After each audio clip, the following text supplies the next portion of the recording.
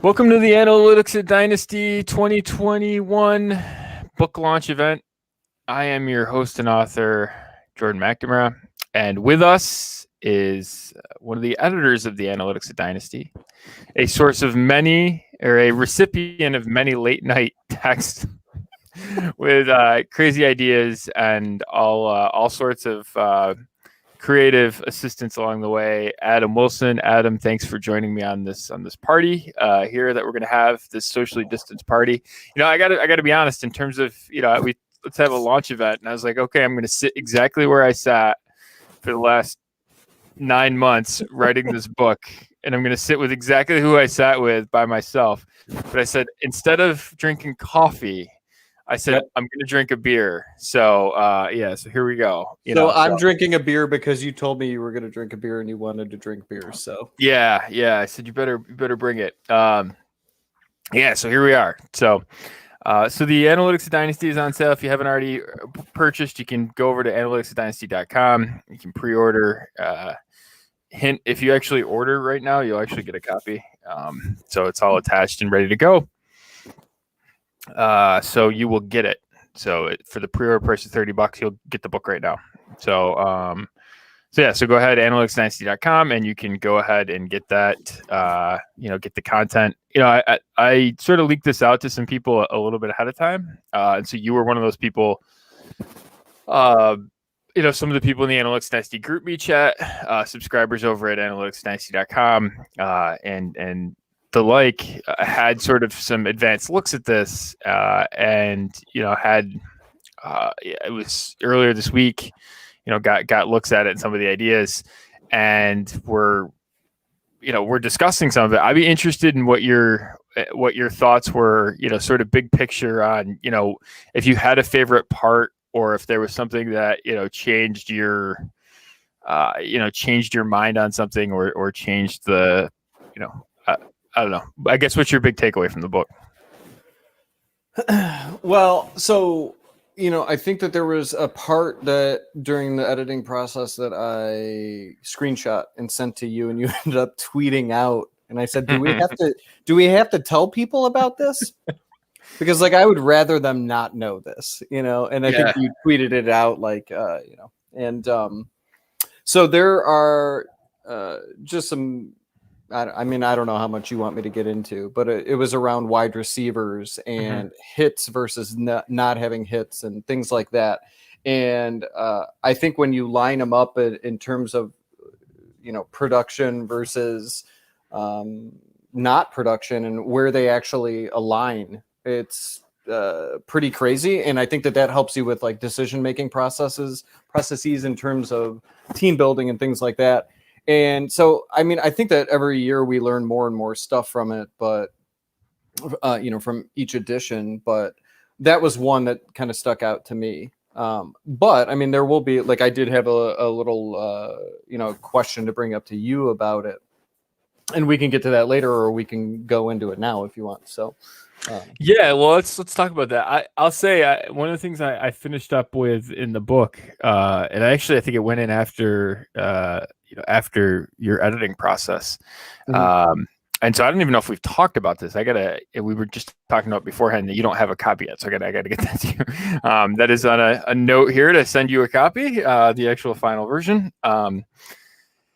So, one of the things I talked about in the book, and I think it's very much true for all of Dynasty. And I think this is the big mistake that people make. So it's supposed to have been 4 or 5 years ago. I was playing a lot of golf, and I noticed, I didn't have any specific specific data, but I knew kind of enough, and I had sort of enough of a sense of what my problem was. And that was, I was hitting the ball out of bounds way too much. Right. And I was having all these problems off the tee. Right. I was just getting crushed in terms of, wasted strokes. Right. So if you thought I don't know, maybe my median outcome was a bogey, there was way too many 10s in there and 8s. You know what I mean? There was way too much on that side of the distribution. And, I'm never going to be a guy that's going to go out and hit, 2 birdies around, but I can't afford to hit, 7 triples either, right? So, Mhm. so and so again, I'm out there, swinging driver away, just pounding the ball into the woods, under trees and hazards and all the stuff, and I'm like, it's the most frustrating thing on earth. And so, and I was thinking a lot about it, and I was like, screw this. So literally, I brought my bag home one day, and I literally take the driver out of the bag and I leave it in the garage, and it has sat there in the same spot to this day, and I've never put it back in. And so what I did is I started hitting 3-wood, and a couple interesting things happened. One, I was much less likely to be in the woods, in the trees, in a pond, in a hazard, right? I was much more likely to be in the fairway.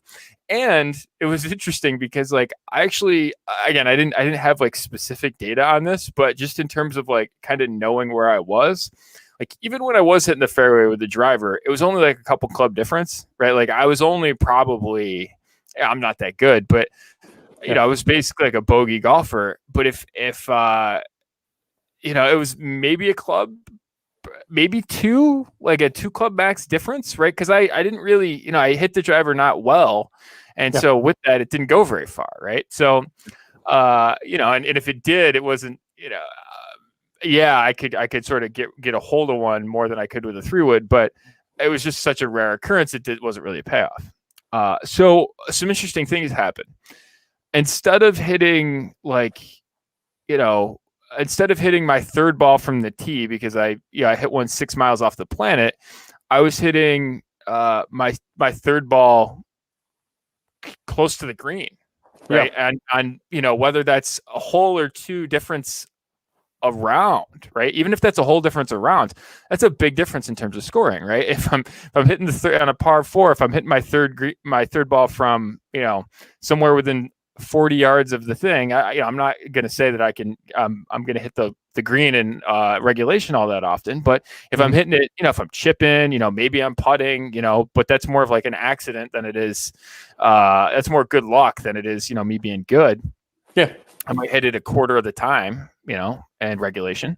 And so, but yeah, I mean, you're there's so much less danger there, right? And I don't have to hit another tee shot, right? I don't have to hit 2 of them OB.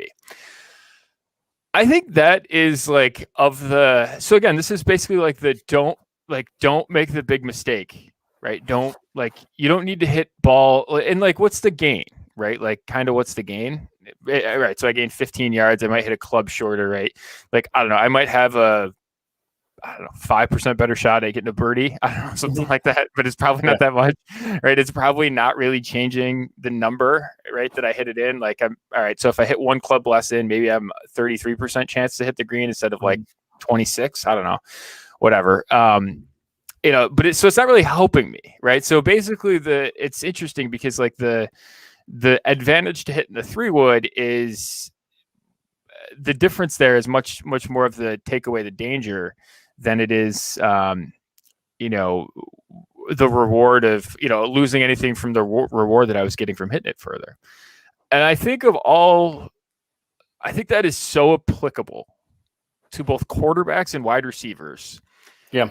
That's the dynasty market plays the quarterback and the wide receiver position in particular that's the weekend warrior guy who's a 26 handicap, but he's going to go out there and he's going to hit balls on the driving range. He's going to swing his driver as hard as he can, and then he's going to the putter's still going to have cobwebs on it. He's not going to have any of his wedges practiced. Then he's going to go out there and he's going to rip it around, right? Yeah. And that's how he's going to navigate his way around the golf course. Meanwhile, you get the old, kind of the old fart guys who are out there, they don't even hit practice with their driver on the range because they're just trying to, get it in play. They're practicing their wedges, they're putting, right? They're doing all the stuff that's not sexy, but actually helpful. And lo and behold, the guy that's hitting the ball 310 off the tee is scoring 30 strokes worse than the 80-year-old guy who's can't hit his driver 120 yards, right? That's just, and I think that's so applicable because over and over and over again, and we found it in quarterback last year, we found it in wide receiver this year, the market is miscalibrated. I think that's really what it is. It's miscalibrated. It is the guy on the driving range. It is the guy on the tee, and I wrote about this in the book. There was a tournament that I played in that I sucked in for my, I used to play with my dad every year, and I would lose. I would suck every year. Right. And it would always be, I would make horrible mistakes. Right. And typically it was putting, but it would be not in enough, not just in it enough. Right. So I was literally, it was a full tournament. It was 6 flights, 6 or 7 flights, 6 teams apiece. So however many golfers that is. So there would have been 12, 100 some odd golfers, something like that. And I was literally the only person in the entire field that didn't have a driver in their bag. And we ended up winning our flight. And it was totally like, hey, don't, contrarian strategies are fine because sometimes they're optimized, and that's actually really good. And so it's funny that I kind of feel this way about wide receiver, right? Like, let everyone else take these big wild risks. And Daryl Green Beckham, something like that. Yeah, I mean, we could go through this ad nauseum, and this is probably now a good time to talk about this. Like, you and I are going to do a project. We're going to go back and do the redraftables, right? We're going to go back. You're going to start the week after the Super Bowl and go back into all the prior draft classes. And I'm fascinated because I'm actually going to keep track of this when we go through. I'm not actually, I'm not even going to tell you what I'm going to keep track of, but it's going to be a research project for the next Analytics of Dynasty. Just in terms of the positions and all of those things.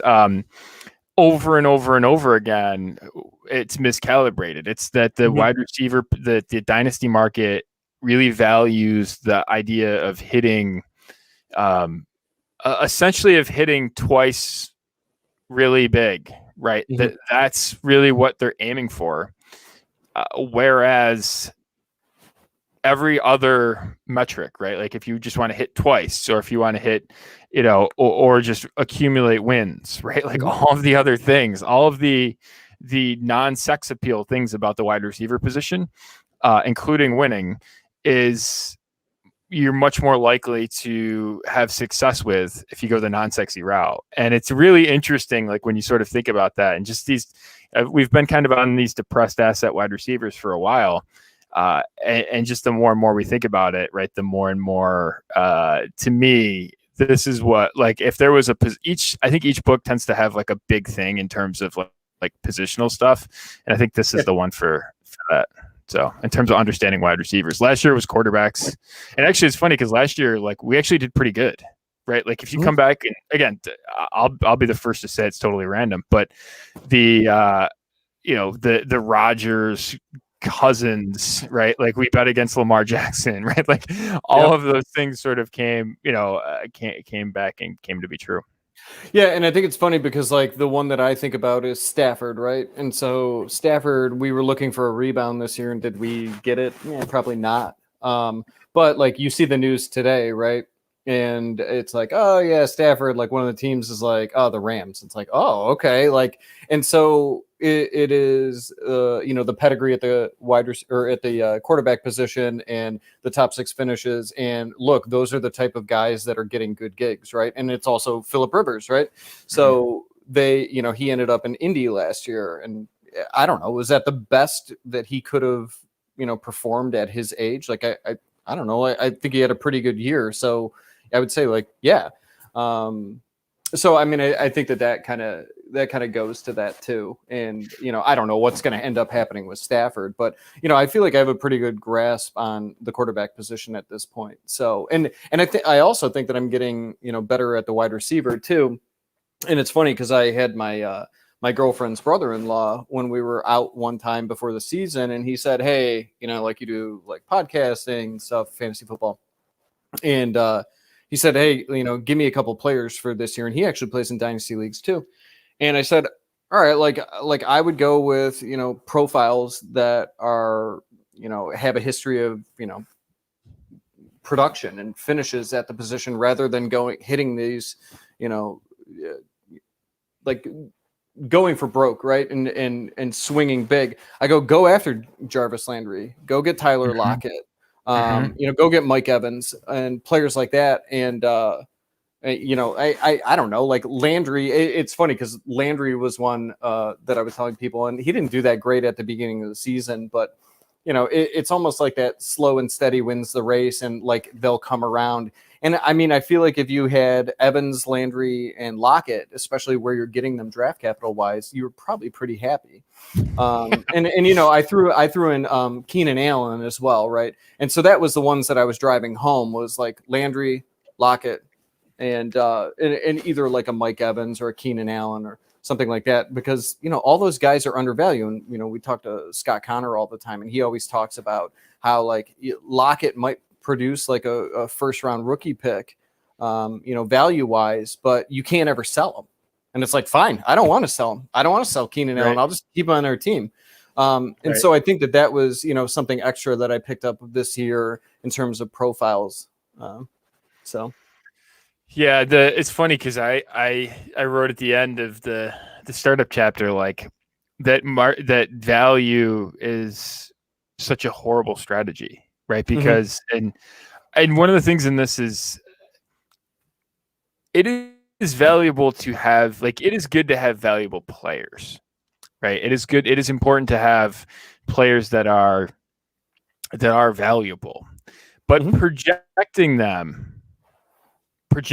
value is essentially random, right? And especially like you go and you look at guys and like just, you don't have to go that far, right? Like you don't have to go back that far and go to last year and just say like, all right, like Burrow was this super elite prospect, like Tua was supposed to be the 101, pre-hip injury, and then like there was tank for Tua, and he was like predestined to be it, the first pick in the draft, and like so he goes second after Burrow has this huge season, and then you got the guy that majored in biology at Oregon who has long hair and acne and doesn't really look the part, and whatever other narratives you want to have for like a smart kind of it's like the scene from Moneyball, right? Like it's that that kid, he doesn't, what's his girlfriend look like? Like, it's like all that stupid stuff, right? And so he's the guy that falls a half a round back off the pace in terms of rookie drafts. And lo and behold, like, what's the order of them now, right? Like, no one would have picked that Herbert would have been better than Burrow at this time last year. Right? No one would have done that. There would have been, if there was 3% of the market, maybe, right? Yep. And honestly, as we sort of go back and look at that, like, there's a lot more randomness in that. And honestly, like, if you go back and look at Herbert and Burrow's resume, the only time that Burrow was ever better than Herbert was the last year, right? I'm not saying he wasn't significantly better. That's right. But we actually knew a lot more about Herbert than we did about Burrow. So again, that's just an example. And then you flip forward to the wide receivers and you say, okay, like it's CeeDee Lamb, it's Jerry Jeudy, right? Rager was there as a wide receiver one on people's boards, but consensus and nearly uniformly, you could sort of pick at the data and say a couple of different things. You could either say that he was the fourth wide receiver of that tier, or you could say that he was the first wide receiver of the next tier, right? But he was much closer to being on the next tier than he was, firm part of the first tier. It was Justin Jefferson, right? Yep. So he comes in and has an elite year by essentially any definition of the word. And now he's, I think you could argue that he's wide receiver one in Dynasty. And, right, no one had him at that. No one. And so one of the things that I would really say is there's so much randomness in this, and there's so much that isn't right. How do you sort of operate in that? And there's consistently players that are undervalued too, right? Like the market is miscalibrated. So how do you sort of formulate a strategy based around value when the market's wrong, right? Like Mike Evans is going to continue to beat his draft pedigree probably from now until the time he retires, and that you're never going to capture that in the market. So what do you do? Like if your aim is to have highly valuable rosters, because if you're looking for like trade market liquidity, you're not going to take Evans because he's undervalued, right? Like, see, to me, that's just it's a fraught strategy. A, because you can't predict it, and B, it's a lot of times it's random, and C, it's you're trying to serve two masters, and it's really dangerous. It's funny because I think the first time you and I got on a video chat, I actually brought up about value, and I said, like, I just have players in rookie drafts that I will take, and if I don't like them, I don't care if they fall or not. Like, that's not a value to me. So maybe I subconsciously contributed to that for you. Like, so that's a good thing for me. But yeah, no. So like I'm totally with you. I don't understand. Like, if you don't like a player and you're down on them, like, I don't really care where I get them. Like, if I don't think they're going to be good, like, I don't see any need to draft them. So it's not a value at that point that I can draft this guy that and now I think I'm more profile driven than anything else. It's not like a tape thing with me. So, I mean, if they don't fit my profile, so like the interesting ones that you brought up would be like Herbert, and then also like Josh Allen. And so I think also the part of that is like, how do you differentiate those guys versus like a Dwayne Haskins, or a Josh or a Josh Rosen, right? But it goes to the Josh profile. Rosen's not. Yeah. So, but I mean, but like the two that I was just talking about they're tools guys, right? Like, those are high upside players from a tool standpoint too. Big arms, athletic guys, and versus like a Josh Rosen. And I think that you can see some of that data in like testing numbers as well. So I think that those all go towards like the profile. And so I mean, I think like when you're talking about value, it's also the profile as well. So yeah, I'm with you there. All right, so that's your big takeaway from the book. So I do have, we might have a couple of guests pop on. It was sort of late notice, so we'll see. I'm open to that idea, and if that happens, we'll sort of pivot. But I did want to say that. So a couple of things before going further. We are going to do an Analytics of Dynasty weight loss competition. So this was something that I've been talking about in the Analytics of Dynasty group me chat. It's going to be great. It's going to be great. So I'm pretty excited for it. We're going to do it the Monday after the Super Bowl. There will be more information forthcoming. It's going to be like a percentage of weight lost, and we're probably going to, I'm going to look on, try to get us some prizes. I'll kick in something. We'll probably do some cash. I might take a portion of it and put it to charity too. So we'll make it kind of like a charity thing. And we've done some, I was thinking about this earlier. Like, we've done some pretty good stuff with charity in the last year. We did the, we did the donations to the Indian Nation, right? And we did that early in the year, and we've done some stuff for cancer and all this other stuff. So we can find something else to do this again. What's that? You did something for Pat Tillman too, right? Isn't there? Yeah, I did something. That's right. I did something for Pat Tillman.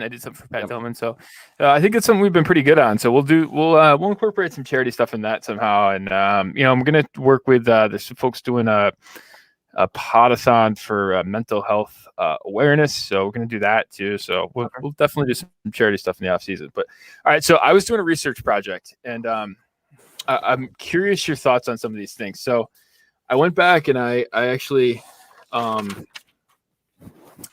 I went back and I looked at the quarterbacks taken in the basically in the top in the first round since 2010 of NFL draft or startup of the NFL draft, and so it's just we'll run this down, okay? And I think if my numbers are right, it's 30. I think there's 30 guys. Okay. Thereabouts. Okay. Yeah, I didn't include. I take that back. I think there's 33. I didn't include Burrow and Herbert in that 30 number. Burrow, Herbert, and 2 in that 30 number for reasons that'll become apparent in a second. So it looks like there's about 33. So 2020, you had Burrow at 1, 2 at 5, Herbert at 6. You had Murray at in 19, you had Murray at 1, Daniel Jones at 6, Haskins at 15. All of those guys were not traded for. Those were the natural picks. Okay, so going back to 2018, the last quarterback that was actually traded up for was Lamar Jackson. The Ravens gave 52, I think it was 125. I can't read my own handwriting, and a future second for the 32nd pick. I think it was like 132 again. I can't read my own handwriting. Yeah, 132, I think it was. So they moved up basically 20 spots for the cost of basically a future second and then bump up in the 4th round. By the way, did you say Jordan Love in 2020? No, I left Jordan Love out. I did leave Jordan Love out. So I'll have to put him on the list. He doesn't factor in the calculation, but no, I didn't. I have no idea where you're going with this anyway, because we don't ever plan this out. So hopefully people know that this is totally ad libbed. So no, it's interesting because we're gonna look at like the trade value of these because so Mayfield, Darnold. Mayfield at 1, Darnold at 3, Allen at 7, Rosen at 10, Lamar Jackson at 32. So Lamar Jackson's the last quarterback to be drafted up. There's been traded up for, and that was basically at the cost of essentially a future second at the end of the 1st round. Mm-hmm. And there's been 6 or 7 guys since then drafted in the 1st round. None of them traded up for. 2017. All 3 guys who went in the 1st round were traded up for. Trubisky, it was a 1-spot move up from 3 to 2, and it cost a 3rd and a 4th. Mahomes was a 17-spot move up, so they moved from 27 to 10. They paid 27, a 3rd that year, and a 1st the next year for the right to draft Mahomes. Interestingly, that trade turned into there's a little bit more to it than this, but it turned into the Bills getting Tre'Davious White. Zay Jones was part of that. They traded 91 in a package to move up to actually take Zay Jones. So he was part of that pick. And their linebacker Edmonds was the future first. So it's interesting that they got they actually did pretty well as you can do is with Patrick Mahomes being the person that you traded away. So as a Bills fan, how do you feel about that? Because my team is the Browns, and we actually traded out of pick 2 the Goff year, and the Eagles traded up and drafted Carson Wentz, and I'm perfectly fine with that. Dodge the bullet there, buddy. How are you with the Bills? Do you ever look back at that?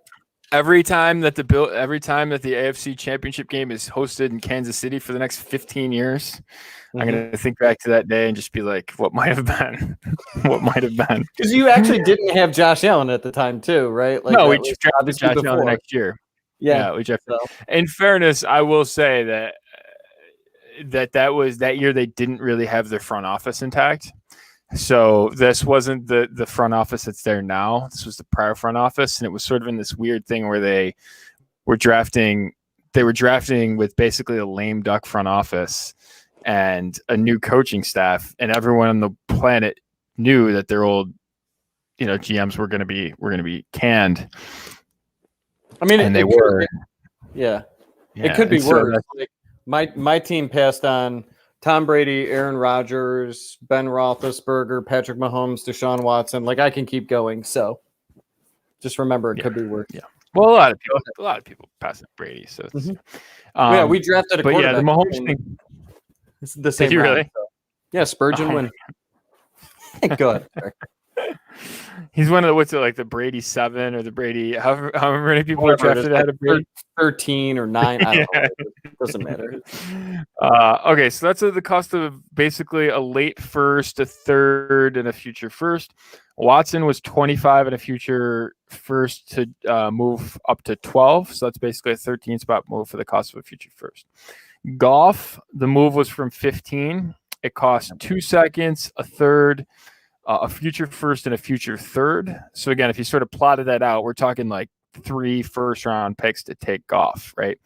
So basically, essentially 2 to take Watson and Mahomes, 3 to take Goff is basically the cost of it. Wentz, the cost was Byron Maxwell, Kiko Alonso, the 13th pick, for let's see. Yeah, so they gave all that to move up to 8 from 13, right? And then they gave 8, 77, 100, a future first and a future second. So yeah, they gave up a ton of picks, right? So they gave up basically a first, a future second, a third, and 2 starters. Paxton Lynch was a move up from 31 to 26. They gave up 94. And then before that, it was Winston and Mariota. They were untraded for. Bortles was untraded for in 14. Manziel was a slide up 4 picks for the cost of a third. Bridgewater was a slide up of 8 picks at the cost of a future fourth. Did you do EJ Manuel? Did you do Wentz? Yeah, that was Wentz with all that. Okay, that's what I thought. They traded away their entire roster, and it shows. EJ Manuel was actually a trade down, which is notable. Andrew Luck, it was drafted with his own pick. RG3 was the cost of a 6th, the 22nd, the 39th, and a future second. Tannehill was actually acquired at his own pick. Brandon Weeden was actually acquired in the Julio deal. That was where that pick was. The trade down from Julio. Going back to 2011 now, Newton at 1, Locker at 8, Christian Ponder at 12, all the same pick. Gabbert is 16 and 49 to move up to 10. So that's 6 spots for basically the cost of the future second. And then you go back to 2010. It's Bradford who went at 1 at his own pick, and Tebow went at 25. And that was a move up from 43. It cost us 3rd and a 4th. So I look at these and I say, okay, like basically the kind of the max cost on doing one of these is basically 3 firsts, right? It might be a little bit more if you consider like the early firsts more valuable, but that's really the cost of kind of doing business on these things, right? You're looking at, if you can get one to slide in the middle part of the round, maybe it's 2, but there's an implied odds drop in there, right? Like we sort of know that as the picks go along, the odds drop of them hitting. We go back and look at some of the trades during that time. So the Vikings, they paid for Sam Bradford. They paid a future first and a future 4th. The first ended up being the 14th pick. That was unequivocally a bust of a trade. Also unheard of, really. Like that was a couple weeks before the season. Yeah, it was crazy. Philly traded for Bradford. They and a 5th. They traded Foles, a 4th, and a future second. So again, that's kind of like a second for Bradford. So they actually made out. Alex Smith for Kendall Fuller and a 3rd to Washington. Kansas City paid a future second for Alex Smith. Oakland paid a 2nd or a 1st and a 2nd for Carson Palmer. Yep. A lot of those aren't good. Right? A lot of those aren't good. So actually that like Alex Smith trade might be one of the best ones in there. The one for the 2nd to Kansas City. Like that was actually pretty good. Yeah, it actually is. Yeah. So you look at that and you're like, all right. So the success on trading for guys is pretty bad, right? But I don't think any of them are at the level of some of the guys that we have available in this class. So like in this free agency, in this trade class, like you've got Deshaun Watson, you've got Stafford. And even if you sort of say, all right, we're kind of over the moon on him a little bit. Like, I don't know. It's interesting. So then I went back and I looked at the guys that from basically the last 10 years, excluding this class, about basically who was second contract worthy. Okay. Because one of the big things about like trading for quarterbacks is you're like, well, like, all right, you get a first contract out of them. Like, yeah, that's great. But like, it's the cost of that is like, I don't know, 30% of them like are long-term hits. More on that in a second. Like with Watson, we kind of know that the number is going to be like between 80 and 90%, right? Barring an injury or something really that we don't know happening. Like Deshaun Watson is on a Hall of Fame start pace, right? Yeah. So keep in mind that the cost maybe like we could say it's like equivalence of like 3 firsts, right? Yeah. Especially if you're dealing from the middle part of the first round. So in the 30 guys that went in this time period, so basically 2010 to 2000, 19.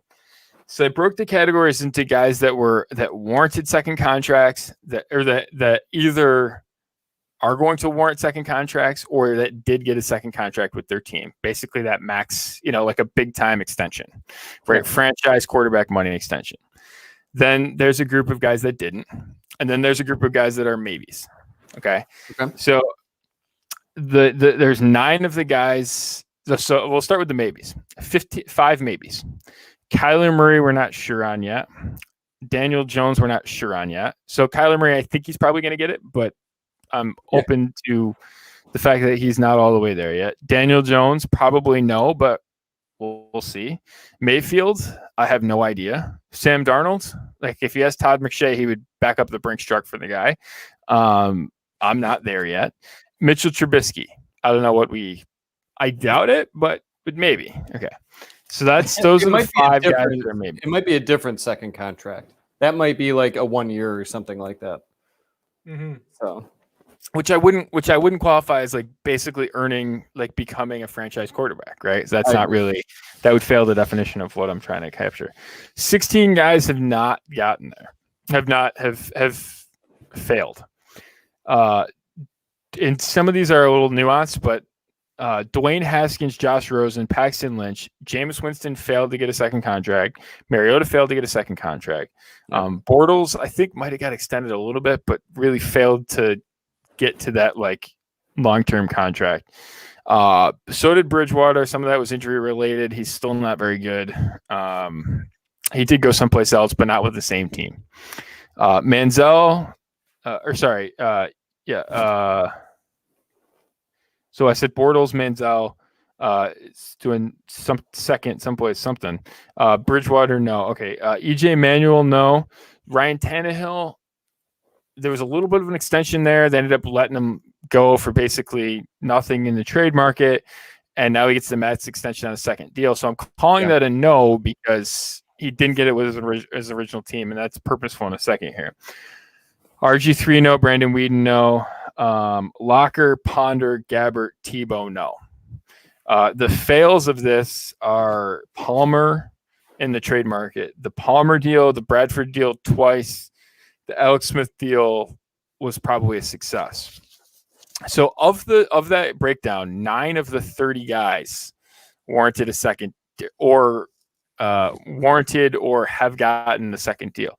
Those include, I'm projecting Josh Allen to do it. I'm projecting Lamar Jackson to do it. Watson, yes. Mahomes, yes. Goff, yes. Wentz, yes. Locke, yes. Cam, and Bradford. So it's fascinating to me, right? Like, okay, so basically what these numbers say, again, this is just rough math, but 9 out of 30 guys, so about 30% of the quarterbacks get to a point where they're actually, worth extending for a long-term deal. And basically, so the odds, again, we could tinker with this a little bit, but the odds of basically getting that is 30%. And, the rough cost of getting that, if you're trying to trade up for that, is about 3 firsts, right? Mm-hmm. About 3 firsts. Yeah. If you want to up the odds a little bit, you got to get up into that higher part. Most of these guys are top 10 guys, although not all of them, whatever. And even if you get there, right? Like, even if you get to the point where you're like, okay, like, let's extend the guy. Then you're left with, okay, so Watson, that's worked out. Like, he hasn't even I don't think he's played a snap on his extension yet. No. Mahomes, like, it's going to, I think, be an unequivocal success. Goff, they want to cut him already, right? Like, they hate the contract so much that, like, they just want him to go away. Yeah. Wentz is the worst contract in football. Luck was good, but not great. Didn't live up to his promise. Was that his fault? Maybe, maybe not, right? But that wasn't unequivocally good. He ends up retiring early. Cam, I mean, he kind of, again, they by the end of that contract wanted him out, right? Like, they didn't have much use for him at the end of that, right? The second part of his Carolina career was not up to par with what he was paid. Bradford. And he actually had an MVP season too. Right. So. And I think that was on his rookie deal. It had to have been on his rookie deal. I Right? believe you're right. Yeah. Yeah. So that was and then Bradford. Right. So the successes, of this 9 group, and let's cut it down to 7 because Allen and Jackson haven't really gotten the chance to actually do this yet. Yeah. But of the guys that we're sort of looking for, of these 7, again, sample size is small, the extension rate is like the does it make you feel good rate is Watson, Mahomes, Luck. Is that it? Is it like 3 for 7? Yeah. Like, so this is also you can't why feel good with Goff, Wentz, Cam, or Bradford, right? Certainly not. But this is also why I tell Browns fans like who feels good about giving Baker Mayfield a contract extension? Right. Like and he played better at the end of the season. Like you're kind of waiting for him to go back to how he was playing as a rookie. And even towards the end, I'm like, yeah, but he's still not there yet. Like, I really don't feel like that. But a lot of people, from tape work and things like that, were actually seeing the difference in it, in him, and he's kind of, going back. And so I hope that, that trajectory keeps going that way. But I don't know how you could possibly feel good about giving him a contract extension. Like, and then when you say things like that, one thing, and I don't want to get you off topic here, but I guess my question. This is what we do. We get off topic. But like, so have you noticed anything like while you're reading those off, like as you're going farther and farther back, it seems like it's getting easier and easier to pick quarterbacks though, right? Wouldn't you say? Because when you're reading the guys at the end of that, like, which was, I don't know, whatever that with the Ponder draft class or whatever. I mean, all of those were terrible. So what exactly changed in that time? Is it, schematics? Are we getting better at scouting these guys? Are teams getting better at that?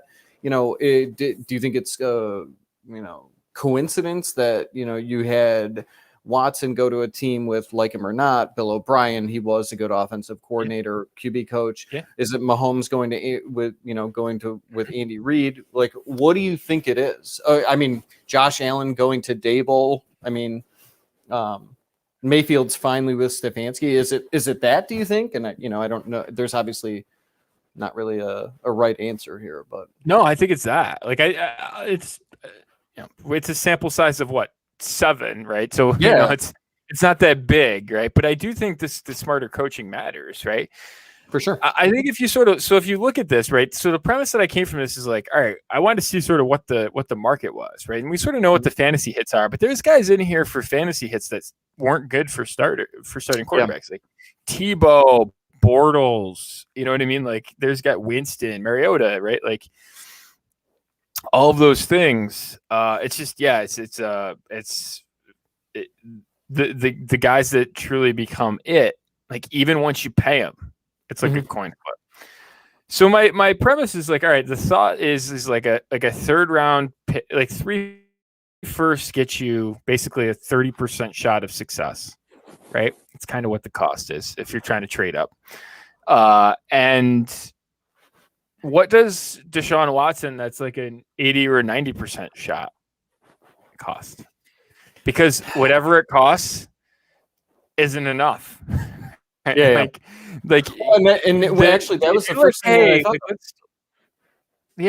Let's back up the Brinks truck. It's like, hey, Miami wants like if you're Miami, and it's just amazing to me. And I like when you think about these things, and there's so many of these narratives that drive it. Like when you actually look at what the success rate is, you're like, all right, like we get the most important position in all of professional sports, and instead of taking a 30% shot on it, we're going to take like an 80 or 90% shot out of it. You want us to pay like 4 future first?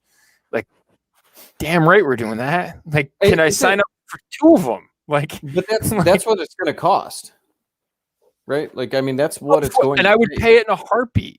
Like if Miami, like, and the funny part is like if you're Miami, right? If you're Miami and you've got like Tua, like absolutely, like I'm trading Tua as part of a package to get Deshaun Watson, and I'm not blinking, right? Because the odds that he is Deshaun Watson, like even if you thought his rookie season was good, which I don't, right? even if you just treat him as random or slightly above random, like it's not like it's the fact that like Deshaun Watson is on such a good track to start his career. The odds that he's there are just super, super low. And you get to like they become again, I put this I use the Mahomes test, right? The Mahomes test is if you're an AFC team and you don't have a quarterback that you feel like can go in and beat a good Patrick Mahomes in Arrowhead.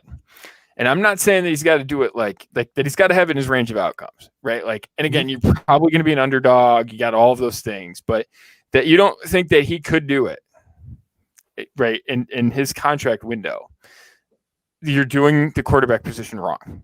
Right? If you don't have that guy, you're doing it wrong because for the next 15 years, that's what you're going to have to do, right? Like you're going to have to go there and you're going to have to beat him in January. And it's probably going to be there because they're that good, right? Like you're probably going to have to keep going there.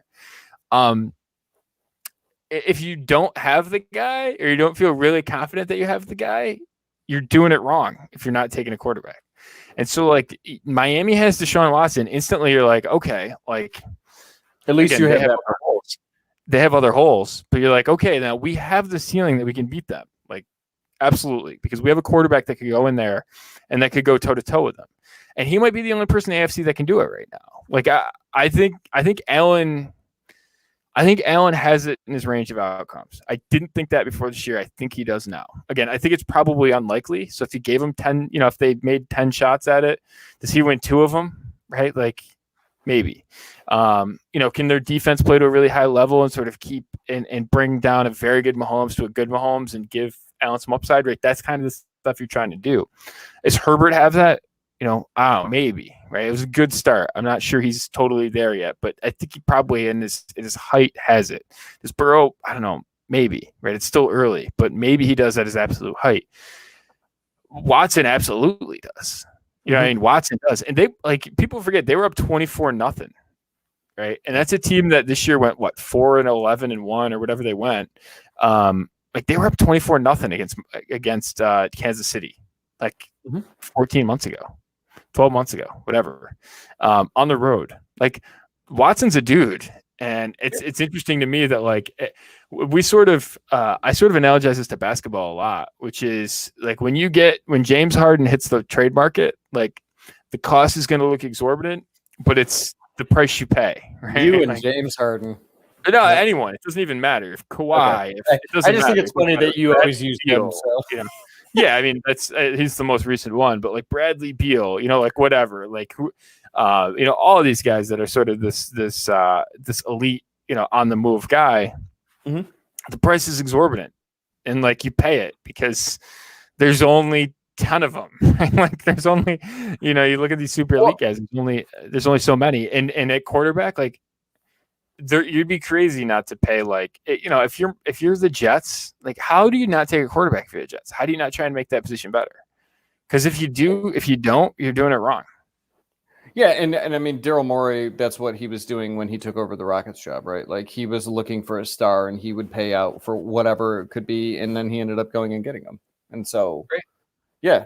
And and I think it's the same thing in the NFL too. But I mean, the problem is that I think it's almost like an old school way of thinking. Like for instance, Andy Dalton. In the NFL, that's shocking. Yeah. Well, I mean, yeah.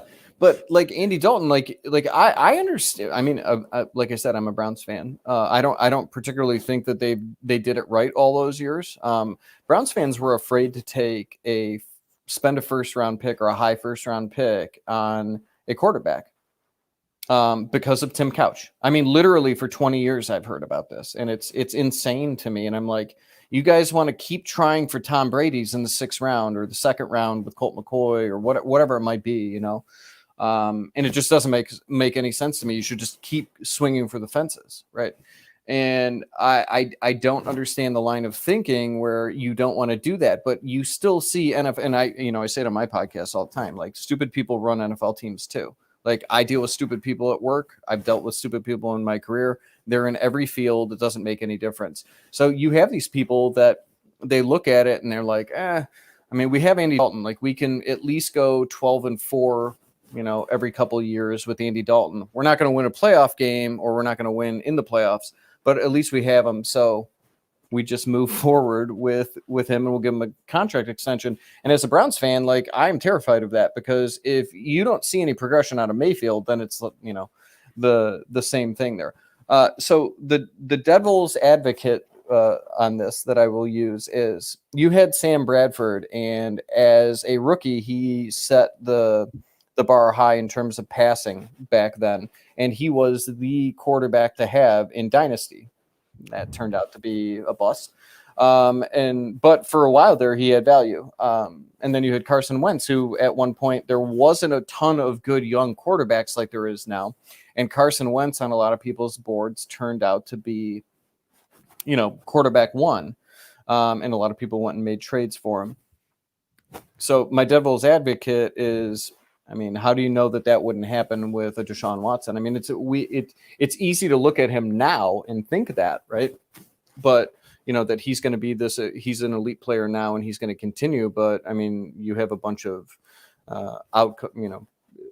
outside forces that could come in. Maybe he goes to another system, and I doubt it would be any sort of system fit. But maybe he goes, to the wrong situation. I'm sure people are going to make, Sam Darnold truthers are going to make the case that, he went to an Adam Gase system and the organization was shitty or whatnot.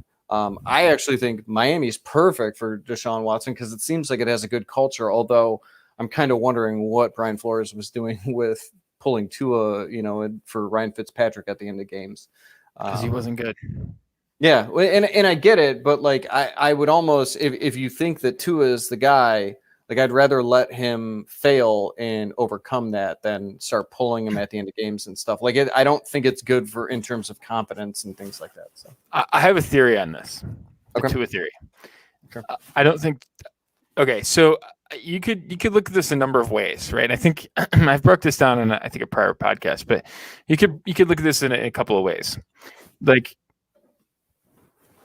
why didn't Miami trade up for Tua? Okay, so there's a number of different reasons for that.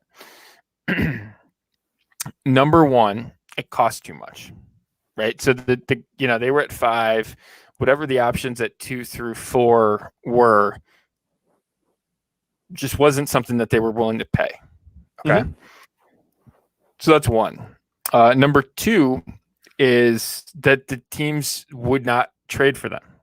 The teams would not trade. They were locked in 1 through 4. They just weren't going to trade down. Like, Gettleman was one of those guys, and this could be a mix of things, right? But Gettleman was up there. He never trades down, right? Like, you've got these. That's a plausible situation. Who the hell knows what Matt Patricia's Lions were doing? Like, you got all these things. Okay, so that's number two. The other thing is that they say, okay, like, we have really good intel, right? Like, we've got really, really good intel that no one is going to trade up above us to take Tua, right? Whether we know that's a combination of, like, these guys are bailing, or that no one else is on him and is going to move up, or whatever it is, we know that we just have really good intel, and whatever the cost is, it's too expensive to pay because we just don't think it's necessary, right? That's the third option. The fourth option is that they didn't care if he got taken. And out of all of those, isn't to me the most logical answer to why they didn't trade up for Tua is that they were sitting at 5 and said, you know what, like, Burrow's 1, like, Herbert's 2, Tua's 3, like, Herbert, we got Tua at 2 and Herbert at 3. Like, we need a quarterback. Like, we're not sure if either one of them's elite, but we need to take a quarterback. So barring Tua's 2 on our board, Herbert's 3, and if we're sitting there at 5, right, we don't think 3 of them are going, we'll just take the best guy that's there. And if Tua goes at 2 or something, right, if there's whatever, we'll just let him fall to us. all of those situations, outside of the fact that like maybe teams just wouldn't trade the pick, right? Refuse to trade the pick. But otherwise, unless you like, I don't think it was that they had good enough intelligence. I just find that hard to believe. But the other two rationales both speak to me that and I think they're really likely that it costs too much or they didn't care about the difference. Both say to me that, hey, it's not really that big of a deal to get him, right? Like it's not like if we don't get him, it's not a huge loss. Then you sort of fast forward into how they treated him. And you say like, okay, like, is that how you would treat someone that you were gung-ho about? Right? Like, would you, if you, like, Buffalo was gung-ho and all in on Josh Allen, right? Mm-hmm. Would they have ever done, right? We know that from a lot of facts about what they, about their play decisions, about everything, right? Like they were all in ways that we thought was insane for a while. Yeah. Miami did none of that with Tua. None of that. And is that Chan Gailey's fault? I don't know, maybe, right? But Chan Gailey didn't pull Tua, right? Their offensive coordinator didn't pull Tua. Their coach did. And I just look at that and I'm like, all right, like if you sort of look at it through that lens, like, yeah, they have this guy and everyone was like, oh, tank for Tua. But we don't know jack squat about what they actually were thinking a year in advance, right? That's what everyone thought. We don't know that. I don't know. I think that there's a lot more evidence out there that they're not really that infatuated with Tua than they think Tua's their guy. And I think he's an asset for them right now instead of being an elite guy. That's just my thoughts on it. And so if you're Miami, like you have an asset that hasn't really fallen in price. If you can get him valued at a first round pick, right? What's the difference if he's valued at a mid first or 5 where you took him? If you can use it and get someone that you think is an 80% shot at being that dude, right? And it doesn't matter if you're going to throw him into a trade, right? Like it doesn't even matter at that point, right? Because it's just another first round pick. So right, and it's so if they give up if they give up both their first this year, first next year, and Tua, which honestly, I don't know. Like you look at some of these deals, like again, that's a bargain for them historically. Like the odds of that are a bargain for them. You're getting a guy in his prime, who's like in the top 10, I think top 10 or 12 all time of qualifiers in yards per attempt to start his career. Like this is what the level we're talking about is with Deshaun Watson. And you're getting him in his prime. None of those other guys in the trades were really in their prime and healthy. I mean, Deshaun Watson's been banged up, but like even Bradford was, I mean, hell, Carson Wentz was essentially retired. Yeah, and Bradford was broken. He's still one of those guys that I wish we could go back. Like, you'll see those things on Twitter, and it'll be those like questions about like who would you love to see in your prime, like healthy in their prime actually play. Like Bradford's like one of the answers for me. Like he would have been awesome to see him. He was good. Yeah, it's just interesting. So I've been just really fascinated about this thing. So go ahead if you have any thoughts there. Oh, well, I was just going to say, did we just spend 30 minutes going through this exercise on your book release your video? Like we got to get some questions in too. So I got a couple for you. But yeah. No, I mean the whole thing with Watson, I think Miami makes the most sense for him, and I think that they have the assets to do it. I think it's pretty obvious that Jacksonville's not trading the number 1 pick for him. So I don't know. I mean, I still think we can chalk this up to, we don't know what's going to happen with him. I mean, do we know that they're going to move him? Do you think they said they're not? They said they're not. Yeah, well, I mean, of course, for leverage. You're talking Watson, right? You said for a leverage standpoint, of course not. So right, but in terms of Tua, like that, I feel like they fall into the Patriots way, and I'm just not a big fan of that. And I just think that I don't know. I think it worked because they had Tom Brady and they had Bill Belichick. And when I see it go to other teams and they try to do these same things, and maybe they're not putting an emphasis on like Tua being there. Like exactly like when you were saying that, I was like, okay, like yeah, that is a good one. No, like when you were saying that, like I'm like, yeah, I mean that seems like a Patriots thing to do, right? Like just not show that you're in love with him, like of course. So yeah. I think there's plenty of evidence there that they're not, and honestly, whatever the cost, like the cost doesn't matter. I honestly like. I don't know, if you take 3 firsts as the cost of a 30% shot or even a 40% shot, and you say, okay, like what's 80% worth? Like 6 firsts, and it's not going to take that much. And I don't know, it's interesting because I think like the economics of whatever it is, you're going to look back and you're going to be like, oh yeah, like I pay for that, yeah, it's fine. Like it's going to be exorbitant. It's going to feel like a lot. And you're going to be like, I'm not going to have a first round pick until like the next presidential administration. You're going to be like, no, you're good. Like, it's fine. Like it's, you take it. Yeah. But once you have that though, you're good. Like you're set at that position at least. So like I like that idea, but I know that there are a lot of people, and you just figure out the rest, right? Like you can be pulling players in the second and third rounds of drafts and still hitting. It's not easy, obviously, but yeah. I mean, look at some of the teams that have frittered away first round picks that have gotten into deep into the playoffs. You think about like the Saints, would they trade like 2 firsts for a defensive end? Wasn't really done much, like you just sort of look at some of these things and you're like, okay, like it's not, I don't think it's the end all be all. Like I sort of get the contract and the money and all that stuff, but you can sort of figure that out. Mm-hmm. Especially if you're drafting at the end of the round. Like again, football, like NFL football isn't that great of a comp to say like Dynasty, because the ranges are a lot different. So like a late first is still pretty valuable and in the NFL, and whereas like in the NBA or in Dynasty, like there's a pretty steep drop off, right? Because you're just drafting more positions. And so yeah, I mean that's the difference there. But I don't think like if you're gonna be drafting as a playoff team, which if that Deshaun Watson led Miami team, I feel like it's probably going to be doing that.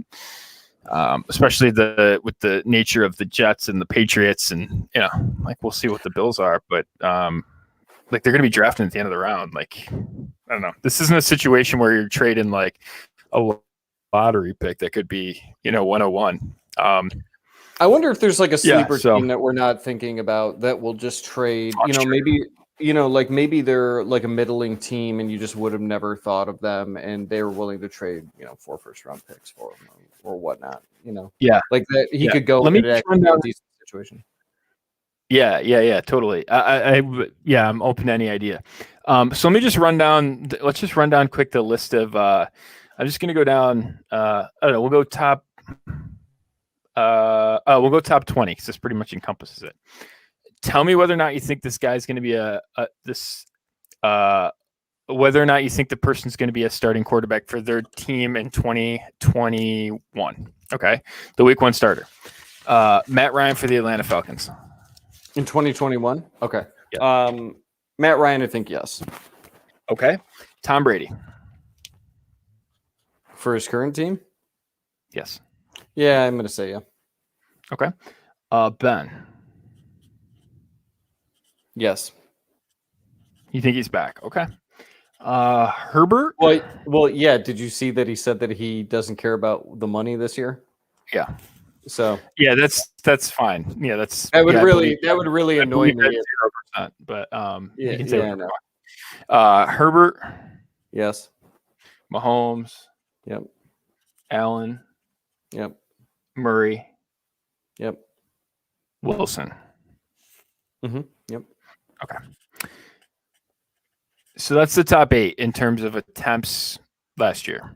Okay. So you got the top, you picked yes for the top 8. I think I would take, of those Ryan 6.5, right? I would take the under on 7.5.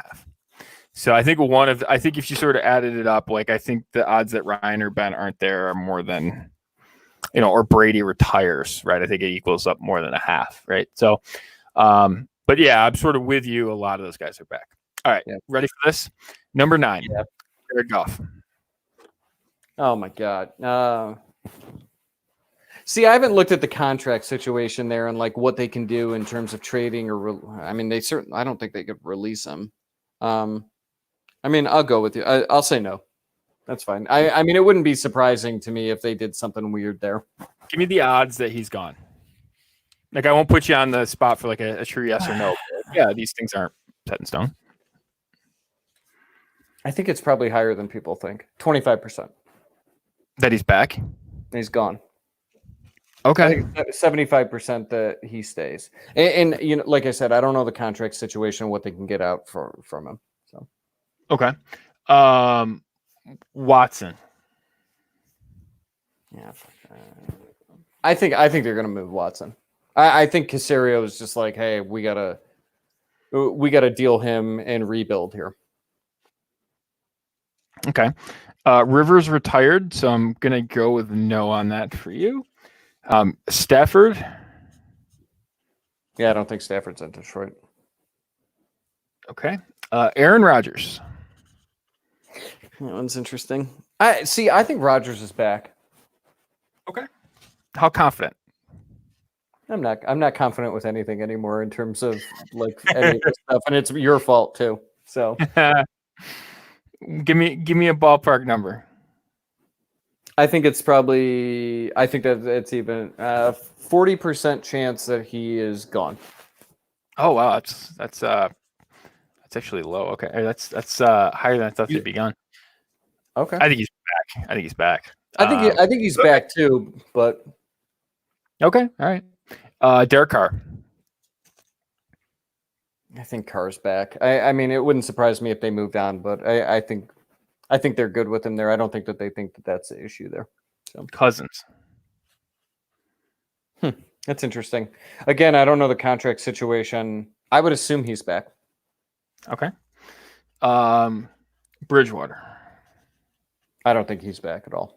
That was a terrible idea, giving him a contract. So how about the fact that they said basically like, yeah, our quarterback didn't have the ceiling to beat guys in the fourth quarter, but like, oh, okay, like that's pretty telling. Mayfield.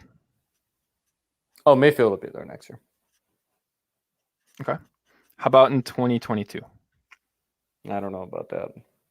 I tend to think that he comes back next year and he does well.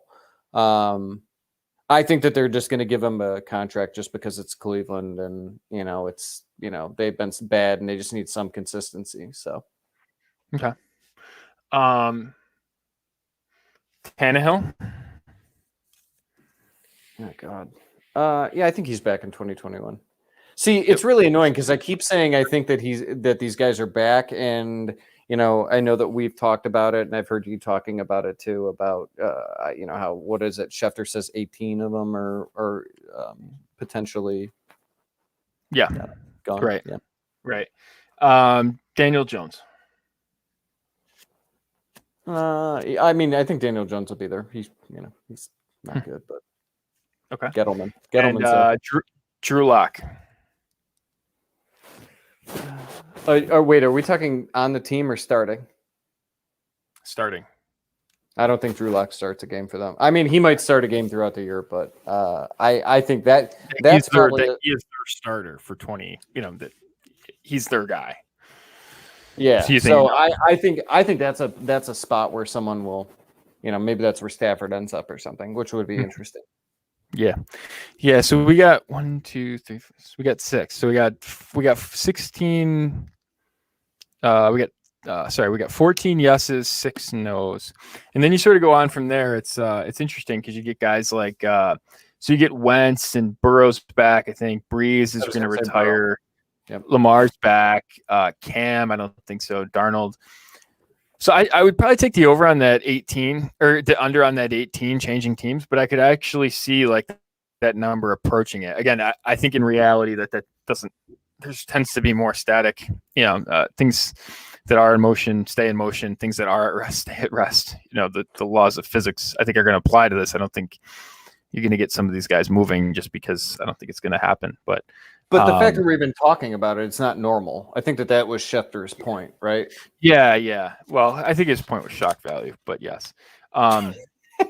Well, sure. All right. So let's.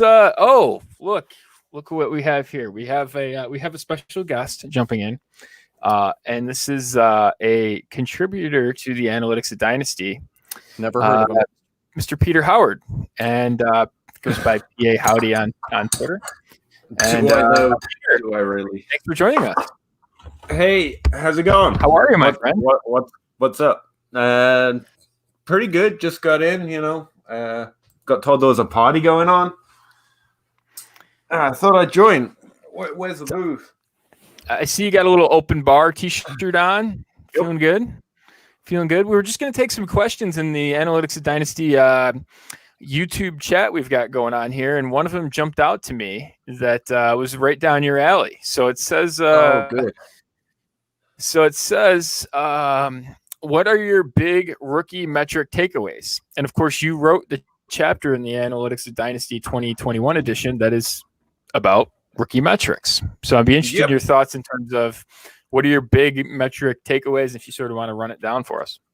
Sure, they all kind of suck. You should just watch the tape. That's no. Let's see. From top to bottom, I had a question in my Discord the other day that kind of threw me because we get so into this stuff, and at this point, every tab or every position in my database has got like 130 columns, and you just want to add more. And a question was like, I can't keep up with this stuff. Like, what am I meant to do? And I was like, all right, that's a fair question. And so I broke it down from, it's like, based on the position you're looking at, there are a few just reference things that I end up just looking at before I do anything else. And so why don't I run that down? With wide receiver, it's fairly easy. You're pretty much looking at the average. And we looked at that in the chapter, whether it's better to go best, worst, or last per stat. On average, or in general, it's better to look at the average of a wide receiver's career rather than their best year or their last year or their first year. But you have to break all of this down by individual situations. I guess that would be my big takeaway. Stats can lead you to an idea of what a player does measuring up to past players. But then when you look at DK Metcalf or AJ Brown, or you look at a player like, Rondo Moore in this class, they played one season. Like, it's a little unfair to compare an average to a player that, like, Calvin Johnson basically has the perfect prospect profile, and he played a full college career in a slightly weaker conference with an all-out offense.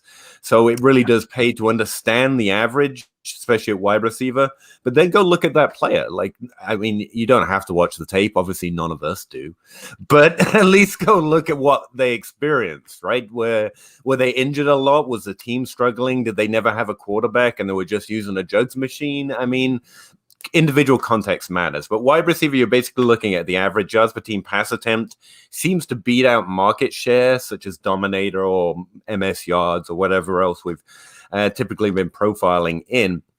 However, the Dominator or percentage calculation still gives us a very good idea, and they still have pretty good signal, but of who the player was on that team. And basically what you're looking for is a player who was dominant, to use the Dominator terminology, in that situation. Because the other big takeaway I've got at wide receiver is, while there are conference adjustments to make, and it's very clear which conference you come from matters, if you look at the averages for something like yards per team pass attempt, it's just variations on a theme. At the end of the day, I don't think we're going to be able to find a secret metric that is going to correctly adjust someone like Adam Thielen playing outside the CFB and have him compare evenly to, again, Calvin Johnson or Tyler Boyd. Actually, he's a small guy with just about a perfect draft profile in terms of production. So that's wide receiver. I look at the age at which they produced or first became very dominant on that team compared to their average. So players that have been successful in the NFL have certain market share or yards per team pass attempts thresholds, and you can look at that average and compare it to that player. And that's how I found the best way of looking at wide receivers. And for shorthand for that, you look at their average yards per team pass attempt and you look at their breakout age. Those things aren't going to model well, but it's going to give you a pretty good idea of if they were dominant, how will they compare to past prospects. and then go dig into the player themselves.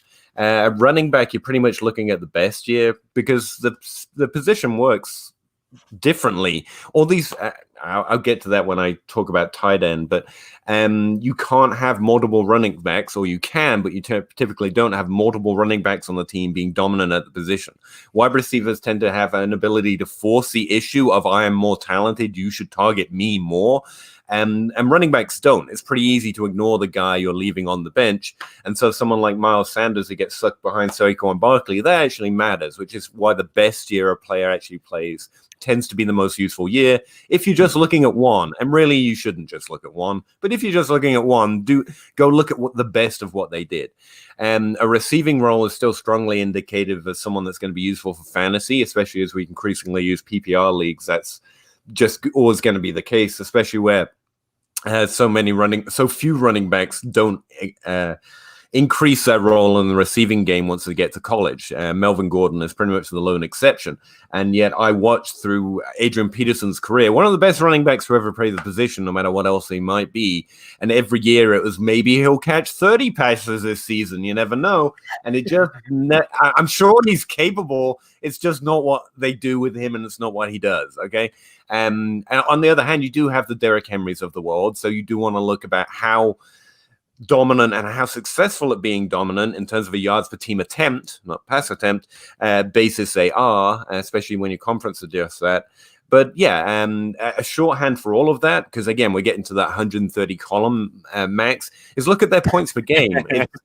It's actually a surprisingly useful shorthand. Just sort the class by points per game. Adjust it by class, and that's, you can do that as well. But really, you're talking about fantasy points per game. Yeah. Right? Yeah, you can calculate our fantasy points PPR per game for college stats relatively easily. We all know that formula. You know, you get so many points for 10 rushing yards and receiving yards, and so many points. So it's actually it's like a fake model because the coefficients are made up for our little game. But it does a pretty good job. If you just want to sort by one thing, go look at the best year points per game. It's not, and to be very clear, like someone outproduced Christian McCaffrey in his draft class in points per game. So do not, don't base everything on it, but it gives you a fair idea of where they're at. None of this stuff ranks very well. That's another takeaway, and which is why I go down to look at individual players. But I'm running on here, and I still haven't finished rolling my cigarette, so let me move on. Tight end. Actually, I did find a really useful metric at tight end this year, which actually proved to be useless in my models, but it's actually relatively good just as a single standalone statistic. I'm calling it efficiency score in mine, but all it is yards per team pass attempt above conference average in their final year.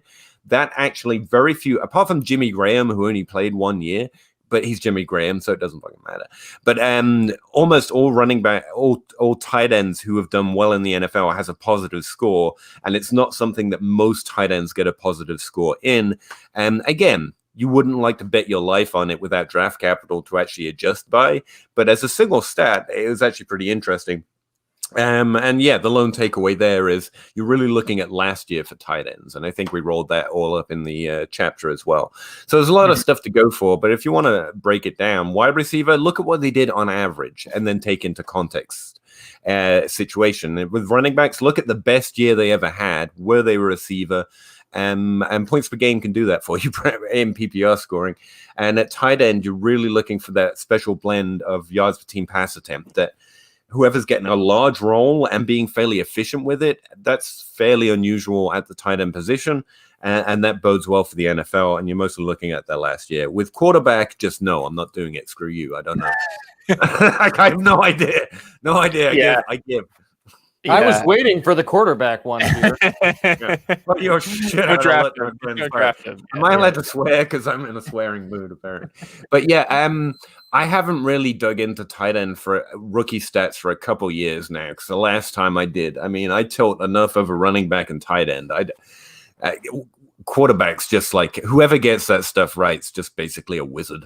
Like I believe in magic. It was solved. Like if it was solvable, an NFL team would have solved it because, like, I don't know, they've got thousands of XR budgets for this, right? And they've got people that are access to people that are a lot smarter at this than anyone in football and anyone in the fantasy community. We have really smart people, but like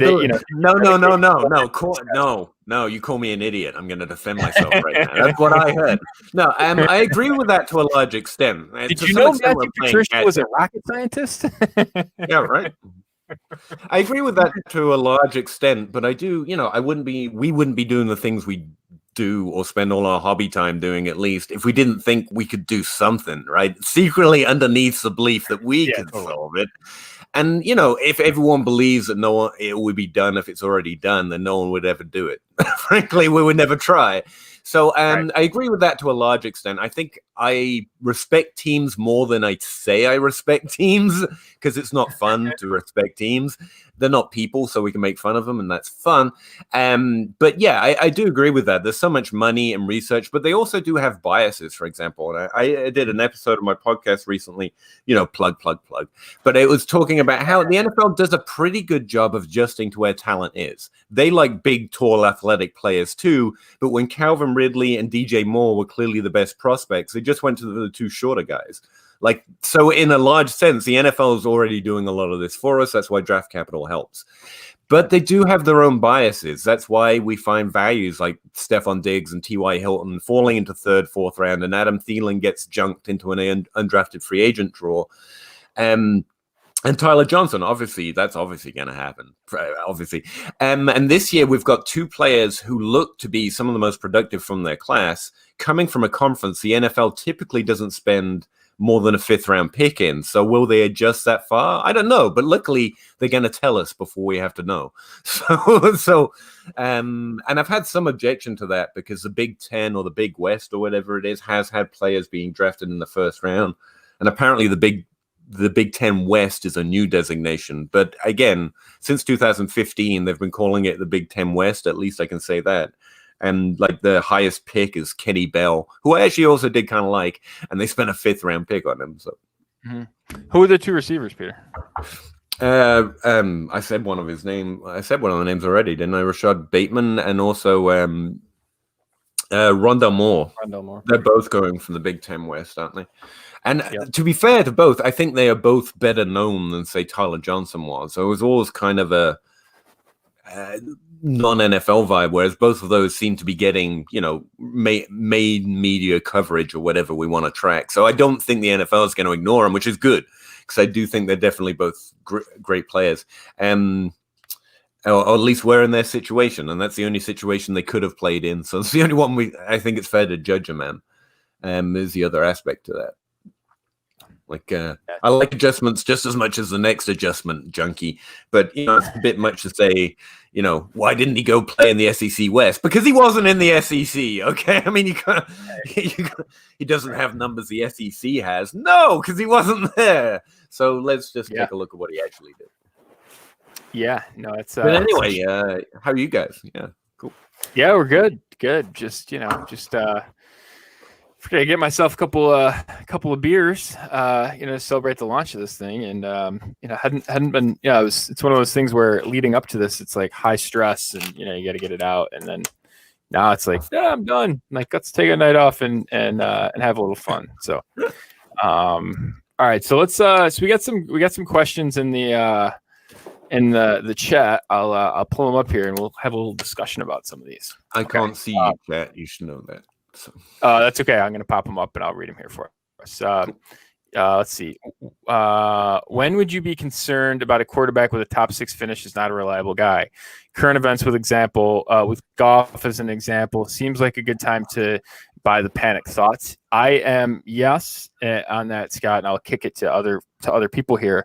I am yes on that, because if you sort of rank the quarterbacks in terms of, he's a average to above average yards per attempt guy, and it is some of that McVay maybe, but ultimately, are there 32 guys walking the face of the earth that really are franchise quarterbacks? No. Where does Goff rank on that list? I don't know. It's tough to make it worse than 20. And ultimately, I think that guy's a starting quarterback in the NFL. So even if there's a move, I don't think he's he's going to be a starter someplace, so I'd be buying that. So I don't know what your guys' thoughts are. It's quarterback, man. I don't know. I would say it's weird when we talk about quarterbacks. We know it's such a tough position, and like, let's go really extreme and say he's one of the best 100 players at the position in the world. Let's just hat tip the fact that the guy is like competing at the, like, you don't get that hard of a competition level outside of maybe like trying to get in NASA or something. That's the only other comparison I can come up with.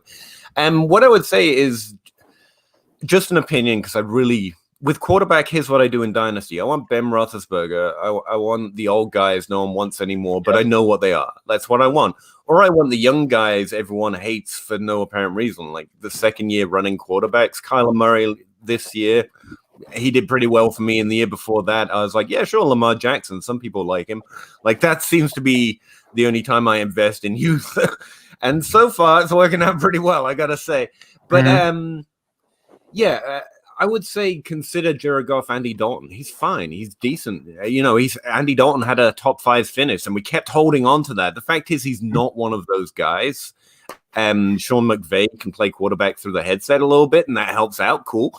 But yeah, you're not buying into a guy with some ceiling that, and very few quarterbacks have a difference-making season at all. It's Matt Ryan, weirdly, and then all the prolific rushers and Patrick Mahomes and occasionally Peyton Manning, So we're really not looking for a difference maker. And to the questioner's point, Jared Goff's fine as long as you think he can hold the job for that year. It's the same reason I buy those older guys. Like, I know what they are, and they're actually probably better than most of the guys we're buying with youth, and they come cheaper. So if Jared Goff's being sold for, fiddlesticks or whatever he is in your league, yeah, I'm fine rolling him as my quarterback. So as long as you think he's going to keep the job, and I don't see, I haven't heard a lot of noise that they're going to swear it out on nothing.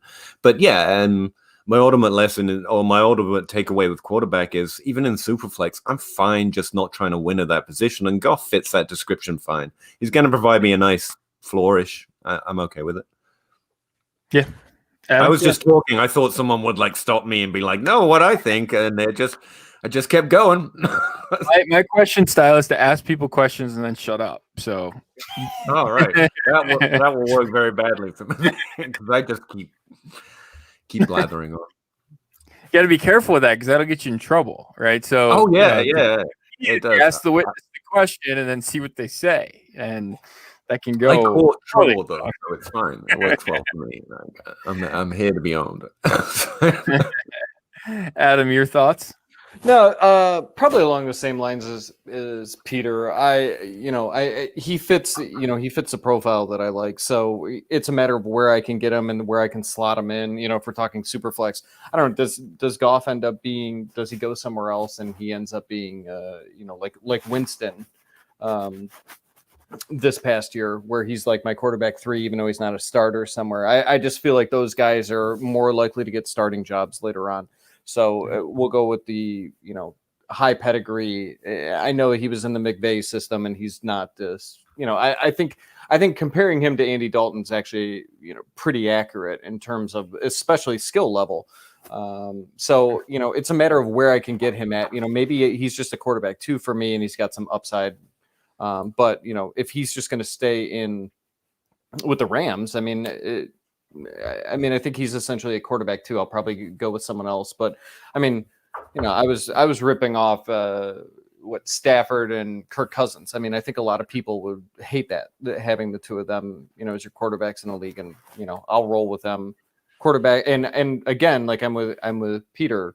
I'll go with these older guys, whereas everyone wants to pay up for these guys. They're going to be paying up for Trevor Lawrence or something like that in startup drafts. And I would say the cheapest time, if we're talking about rookies, the cheapest time to get quarterbacks is drafts. In your startup draft, in your rookie draft, that's fine. I'm not saying like don't take Trevor Lawrence early in a rookie draft. Who gives a fuck? It's a rookie pick. Pardon my language. Again, I'm not sure I can swear. But apparently that's me tonight. So yeah, by all means, like someone asked me the other day, would you take one of these quarterbacks, 101, 102, or should I trade the pick? I'm like, if someone's willing to come up and get what I hear, and that's not like, I have no rookie evaluation on QBs, but I hear is like the greatest quarterback prospect ever, then yeah, if everyone's too cowardly to come up and get him, just take him. And so, yeah, that's fine. I'm not okay on the value. I'm just saying if I'm spending value outside of a rookie pick or a draft pick, like I have to trade actual players or draft picks to get them, I'm not spending that at quarterback. It's already hard enough to get running backs and wide receiver, and they're more likely to win you stuff. So nearly swore again, man. You see that? By the way, Peter, to your point about the cheapest time to get them, is in those drafts. I think the thing that like people maybe are not thinking about right now is, does anyone in a one quarterback league, does anyone realize how hard it is to trade for Patrick Mahomes? I actually think it's I think it's almost harder than in a super flex or a two quarterback. And the reason is because what they produce for you at that position and then in the long term, like it is impossible. And so if you just look at ADP in a one quarterback league versus like other positional players, running back, wide receiver there, you couldn't even trade him for Mahomes straight up. Like, I mean, you're talking about Amari Cooper or guys like that. Like no one's doing that if they own Patrick Mahomes in a one quarterback league. Start one quarterback league. So no, because there's almost no value in it. It's like, look, exactly. You won't give me the value, and even if you would, like, I can't get this anywhere else. It's like having Peyton Manning. I get it, but again, recognize that it's like that one thing that happens. I mean, Lamar Jackson most quarterbacks are it for a season, maybe another season later on. Russell Wilson is continually threshold and then lets you down towards the end of the season. But it's just relatively rare. So, yeah, you're right. It's hard to really put a value on that, even in single quarterback leagues. That's fair. I used him as that's Trevor Lawrence. I mean, go for it. I don't know. I used him as a pivot to get to 101 last year and start one. So I did a cascade trade. Mahomes in 109 for DJ Moore in 105. And then I gave Corey Davis 105, 205, and 209. For 101, Darrell Henderson and JJ Arcega-Whiteside is basically roster filler. So that's basically the way in which I did it. But I'm sort of with you guys. I don't think there's a lot of those trades. Yeah. Okay. So a couple more questions here, and then we can. We're at an hour and a half, so we can wrap up. I don't know if it's Seth. I don't know if it's probably too early to say. Does Mahomes retire as a Chief? That's so far down the line. It's trending that way, but I might be dead before that happens. So. Yeah, exactly. We're all day to day here. I do have questions about the way his game ages, because I'm not a quarterback guy. I've listened to a lot of different breakdowns, including some film. I know it's heresy around here, and a lot of the descriptions, I'm like, does that? We like film. Well? We like all information. Like, I know you do. I freaking hate it. I think they're all evil, obviously. Not really. But. I was watching a lot about his dropbacks are so unusual because they're bad, but he's so good he can make up for it. Yep. I'm like, that doesn't like. I don't know. There's some of those just unusual talents that do so well, and then when you just can't quite keep up with, like I know at wide receiver, there are some wide receivers where it's not something that ages. It's like they say about marksmanship; it's a perishable skill. And if you can't get in the habit of doing what you need to when you don't have that particular skill anymore, I don't know how it ages. But having said that, you will never find me bet against Patrick Mahomes. I'm just done. Nope. But, I'm throwing it out there for the wolves, I guess. I don't know how that ages. But, yeah, I would have said Tom Brady retired a Patriot. So I'm definitely not making that bet at this point in Patrick Mahomes' career.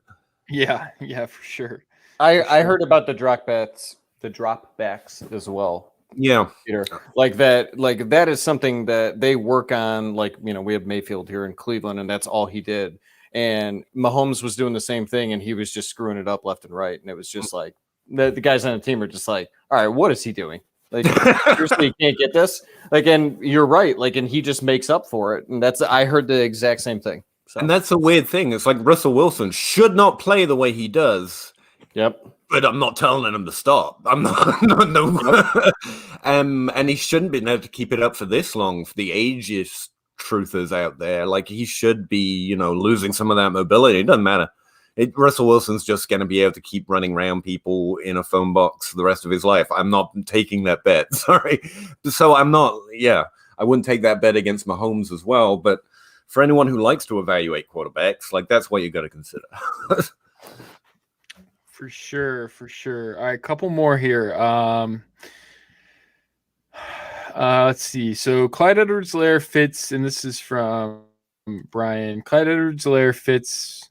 Let's see if I can get this pop up. Fits Jordan's narrative of a gold standard asset at his position.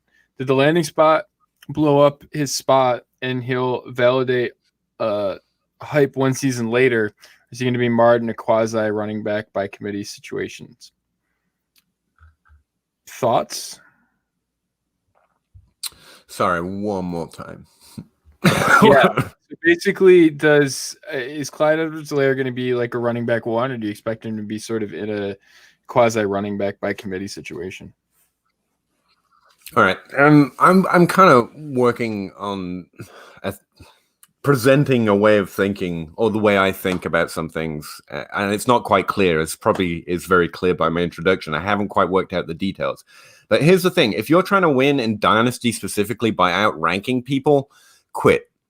Just quit. Go play redraft. Like, good luck putting Derrick Henry above Saquon Barkley and Christian McCaffrey this year. Like, I get the way the question's phrased, but you're not holding everyone you're asking it to anything they have to stand by. Like, can he be a top 12? Yeah. There you go. And I can't be owned by that. The question isn't, can he? Yeah, he can. He's playing for the damn Chiefs. This year he underperformed. He's going to keep getting the opportunity. He was a fairly good rusher and catcher. Catcher? Yeah, that'll do. In college. So the upside is definitely there. The question is, should you pay what he's worth right now for that potential? And I think yes. I think Clyde Edwards-Helaire makes a list of quarterbacks whose ceiling is undervalued by his currently dynasty price. Now, you're going to have to pay for him, despite an underwhelming year as a rookie quarterback on running back on the Chiefs. You know, the best situation of all. You're going to have to pay. So you do have to ante up for it. I think there are probably cheaper bets, but yeah, I think he's someone I go in on at this value. And it's not because I think that upside is there. I think it's undervalued in his current valuation in Dynasty, not because of I'm ranking him above other players. I just think like Jonathan Taylor actually just finished as a top 12, so isn't a great example of it, but he didn't do it for the whole year, so that's why he came to mind. The upside of his top 12 season is baked into his value. You don't just have to ante up, you gotta add some sugar on top. Yep. But their upside of getting there is, and again, Taylor just did it. So, you know, hat tip, he probably should be more valuable. But that extra sauce for the fact that he could do it multiple times, that's already in his value. And I think that's a little unfair to, not unfair, but that's not in Clyde Edwards-Helaire's value. And so you're getting the similar potential despite an underwhelming rookie year for less money or less price or whatever we want to call it. And for that reason, I put him on the year. I'm not, depending on my team, I'm not sure if that's where I want to ante up right now. Because, you know, you've got to consider your team situation. If you need a running back, if there's another running back with the same potential going for even less, I think Miles Sanders fits that list. I also think on the outside, depending on how draft capital bigotry happens, Austin Eckler could still snag another top 12 season, and that costs you a lot less right now. Same with James Robinson. Again, he's a top 12 running back, and it's not baked into his value because everyone's a little uncertain about the fact he's an undrafted free agent, which is fair, but it's maybe hurting his value a little more than it should. So he's probably cheaper than Clyde Edwards-Helaire. And again, he's actually already done it. So is he the guy? No. Is he a guy I would pay for that upside for? Yes. And I'm stopping talking. I'm learning from my interviewers. Look at this. But yeah, that's where I'm at. So what do you think, Adam?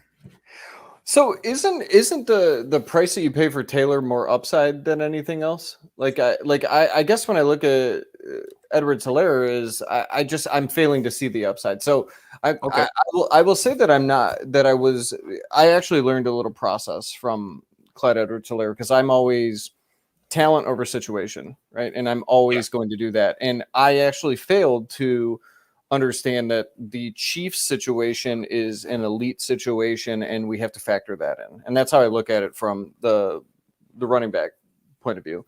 But I will say that with Clyde Edwards-Helaire, I think that he's just limited because of the offense that they are in. the other guys on the team that are, they're going to go to Kelsey and they're going to go to Tyreek Hill before they're going to go to Clyde Edwards-Helaire. And I think where you look at Jonathan Taylor, and I think that he just has just a greater upside because he is the guy there.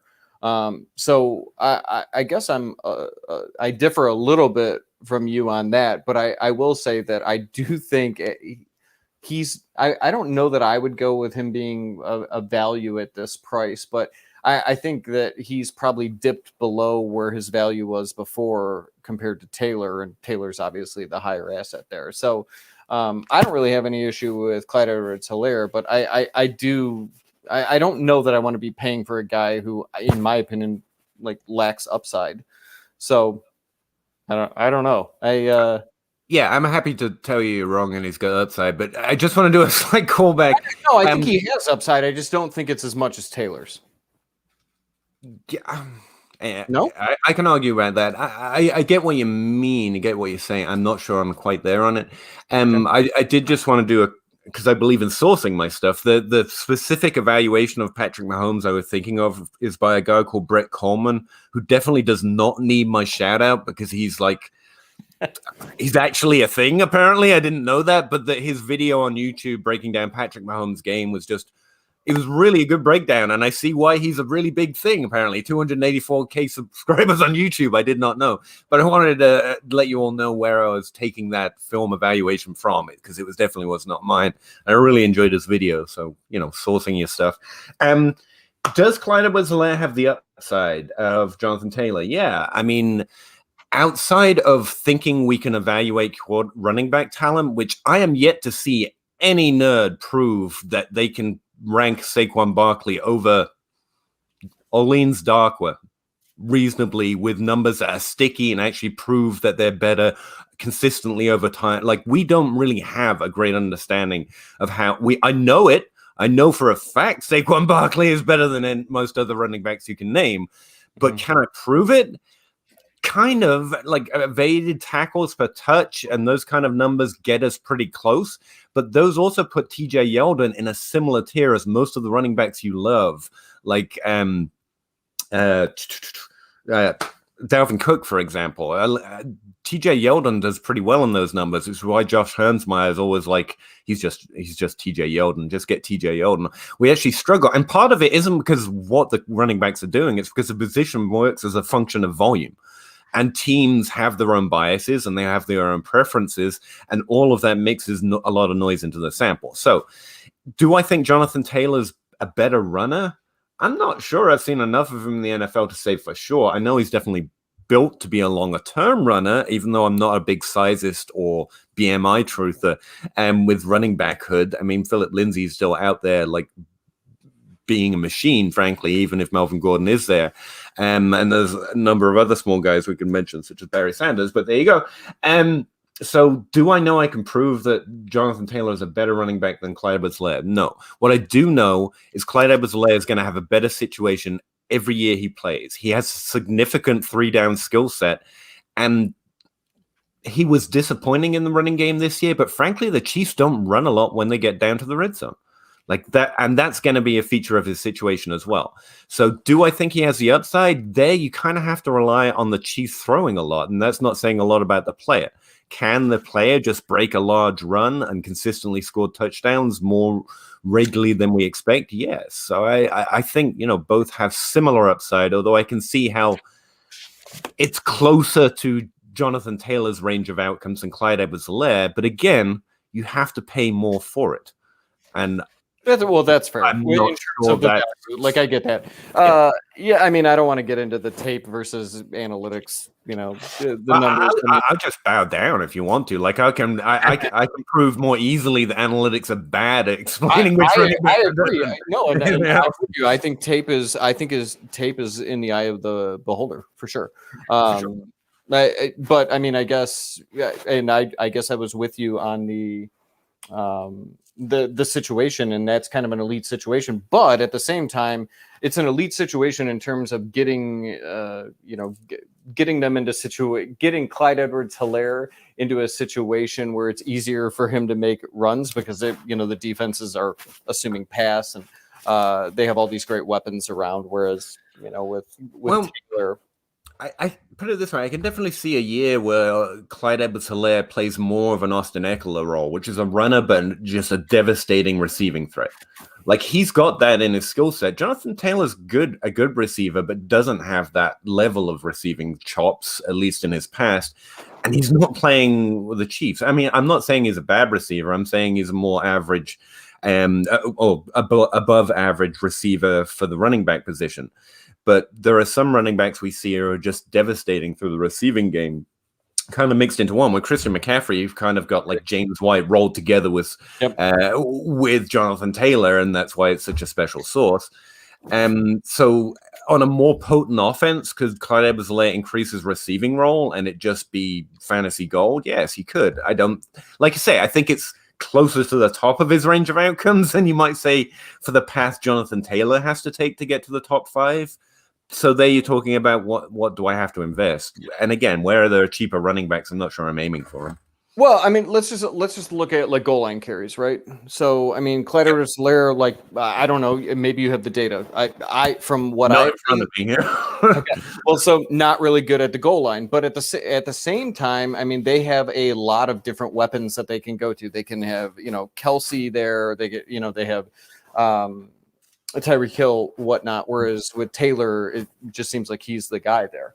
So I think in terms of fantasy value and fantasy points, Clyde Edwards-Helaire could have had a much better year had it not been for a couple goal line carries. Look at it this way, or opportunities. McCole Hardman ain't it. I know lots of people thought he was a breakout wide receiver this year, and I'm not trouncing the player because he's on the Chiefs and he was decent and better than I thought he was actually gonna be. So to be fair, there's that. But could Clyde Edwards-Helaire be a more valuable receiver threat than McCole Hardman or Sammy Watkins, who runs 9 routes fairly badly but consistently gets targeted there? Yeah, I think they could definitely find value in the short receiving game, at least for Clyde Edwards-Helaire. I mean, it's very easy to make the argument that I think, and again, I don't have the data in front of me, and this isn't really my argument, but I have heard Scott Barrett talk consistently about how throwing to a running back is actually much more valuable than rushing for a running back in fantasy and also for teams in terms of expected points in the NFL. Could the Chiefs try and take advantage of that? Yeah, they got one of the best passers in the NFL, a really good coach. A tight end who is amazing, but at this point, he's set the benchmark so hard, even he can't even meet it. And I was going to make an age argument for Kelsey then, but like everyone else, the tight ends just play until they're a million years old. Just ignore Kelsey's age. That would be my suggestion. But Sammy Watkins, I think he could fade. I think he could lead. I mean, he's going to be way too expensive probably to keep Sammy Watkins for another year or two than getting anyone else who can run 9 routes. Kenny Stills is a better player, and he out there. So or they don't replace him, and they replace. I'm just making hypotheticals here, but I'm pointing out that there is a larger path to volume for Clyde Edwards-Helaire outside of them rushing more in the red zone or becoming more of a rushing team, because he does have a skill set that they utilized a little bit in his first year, at least. That's all. Yeah, it's interesting. I was looking at some of the stats, and one of the big things on running backs coming out is yards per route run, right. And Taylor smashes Clyde Edwards-Helaire, and when you look at Clyde Edwards-Helaire, he very much blends in. As it almost looks not good. When you sort of look at some of his ancillary stuff from this year in terms of his yards per route run, it's below average. I don't trust yards per route run. Just throwing that out there. If you keep a number behind a paywall, but it's a secret and the solution to everything, I don't believe you. Put it out here, let me test it, and I'll believe in it. I'm just throwing that out there as yards per route run shade, not a shade on your take there. That's probably true. I haven't checked their you're gonna make me look stuff up, man. I just got home from work. Come on, give me a break here. I can check their yards per team pass attempt, or their opportunity share, I guess. The other thing that's pretty good. By the way, Peter, like I wouldn't put Taylor and Clyde Edwards-Helaire anywhere near one another in terms of the type of pass catcher, because I think that they're two totally different. And this is tape talking. I think Clyde Edwards-Helaire is much better as a receiving back from what I've seen on tape, whereas I think Taylor's more of a dump off back. And I don't know what the data shows, because the data is just going to show you, like, whether they caught the pass or, dropped the pass or whatever. I was going to say, I was kind of assuming, that Clyde Edwards-Helaire was a better receiver just by nature of, pre-draft process. I haven't checked. So if someone wants to tell me that's not true, like, that's an assumption I made without looking. Well, I mean, I can look at it just from, like, he's a hands catcher, whereas I don't really think, and I know Taylor catches with his hands, but like I said, he's more of a dump off back to me. Like, and there are a lot of guys, and I actually look at Melvin Gordon. Like, if you watch Melvin Gordon versus a Christian McCaffrey, I know the numbers aren't going to add up at all, but when I watch the type of plays that Christian McCaffrey is getting in when he's catching the ball versus a Melvin Gordon, they're two totally different things. So I don't have per pass attempt in here. I've only got per attempt. I was going to say, either of them have an ADOT worth mentioning, because that's the thing about receiving and running back, where they catch the ball so much at and behind the line of scrimmage, it's really hard to distinguish them in terms of passing game. So yeah, typically, where is it? Average, okay. Jonathan Taylor is a minus 1.2 ADOT, and Clyde Edwards-Helaire is a 0.7 ADOT. So there you go. I can't judge him in terms of receiver through the stats I can pull up real quickly. So yeah, I'll just concede the point. Maybe Taylor's better than Clyde Edwards-Helaire in the receiving game. I'm still probably going to take Patrick Mahomes, whoever, and that receiving game over whatever Jonathan Taylor gets stuck with, though. See, it's funny because I don't think the Kansas City receiving game actually helps Clyde Edwards-Helaire. See, and that's the thing with and this is where I think narrative get us in trouble. Narratives get us in trouble. Is they do. People wanted to make this comp to Brian Westbrook. Let's be really honest about what Brian Westbrook was, which was, outside of Terrell Owens, was the best pass catcher that Donovan McNabb ever threw to. Okay, let's be honest about that. And he only threw to Terrell Owens for 20 some odd games. Outside of that, Brian Westbrook was the best pass catcher he threw to in Philadelphia. Clyde Edwards-Helaire is behind a Hall of Fame tight end. He's behind one of the best wide receivers in the NFL. They have other investments made at wide receiver. And if you go back and look at that entire Donovan McNabb tenure, right? When you look at the money, and we're going to welcome Scott Connor to the show, by the way. Sorry, I got in the middle of a thing. Scott, welcome. Hey, Scott. What's up, guys? Bring some life to this party, right? I'm enjoying it, Jordan. Go ahead. I love the argument. Yeah, the offense just wasn't the type of situation where you're going to see a lot of yards for him. You're not going to see a lot of volume for him. What is Andy Reid, who's going to go down as one of the best, the top dozen coaches of all time? What do you think he's going to do? Spend his time putting together an offense based around the $657 million they invested in the passing game, or are they going to put it in an undersized running back who was inefficient in college? That one's not, the calculus on that one isn't difficult. And he did but you can't counter a narrative with a narrative from his college. I would say he's the third most efficient yards per team pass attempt player so I think he's right behind Kelsey and Tyreek Hill in terms of the value he is providing on a per team attempt basis. And it does require a narrative, but I could see them plummet, especially if they want to expand Patrick Mahomes' skill set, to follow on from our earlier conversation about how his skill set ages. If they do utilize the shorter receiving game, it is a path to him getting more volume, and I think he can be decent with it, especially on that team. So yeah, that's where I'd say the yards per team passing attempt a volume statistic. It's a special merger of volume and efficiency. It actually tests.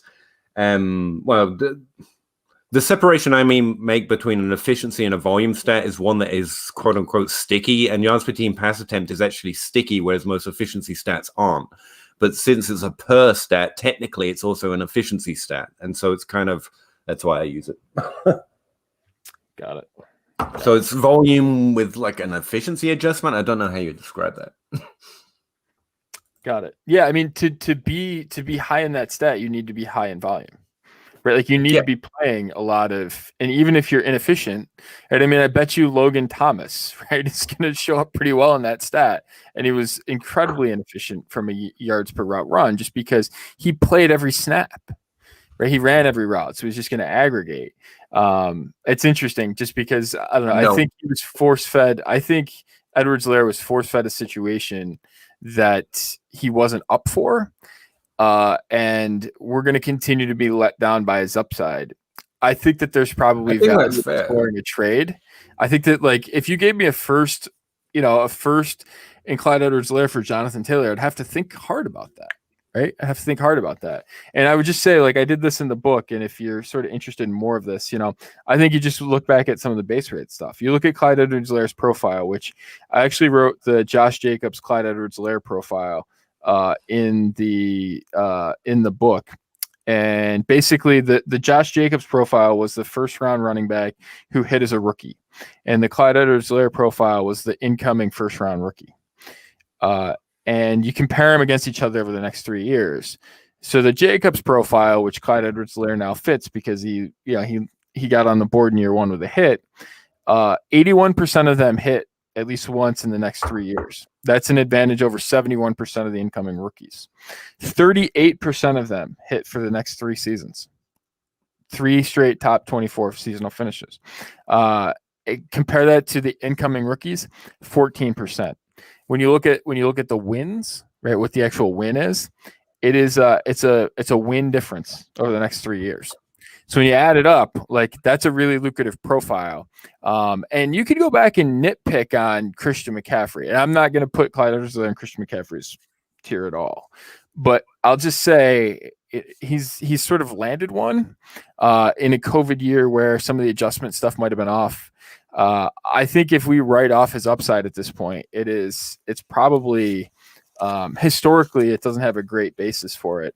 And I just say, I think, if the market is actually fading him, it's fascinating, because if you look at his base rate of hitting last year, where he was going, it would be over what his base rate hit rate is. And now he's going, in a range where you would expect like a 60% hit rate or something like that going forward. And he's up near 81% in terms of some of his base rate stuff. So when you just think about that, like, it's actually totally flipped. He was a sell last year and he's a buy this year. That's just my take on it. Scott, you have any thoughts on Clyde Edwards-Helaire? I wanted to get your thoughts on what's the NFL's adjustment on draft capital now with running backs? Because I don't think you can look at draft capital from even 5 years ago and compare it to today. It's different. I mean, you could take, I know this is hypothetical. You could take Ezekiel Elliott and put him in any draft class. He's not going in the top 10, top 15, top 20 right now. So what is the adjustment? I know CEH is interesting because he technically has the first round draft capital, but you almost have an adjustment forward from, would he have gone higher 10 years ago? Maybe, maybe not. If you're looking at individual profiles, maybe not. But I think it's pretty fair to say, like, Jonathan Taylor would have probably gone higher 10 years ago. So, would you make that move considering what he did in his first year, even if you are getting the extra first round pick on top of it? I'm just curious where the sliding scale is.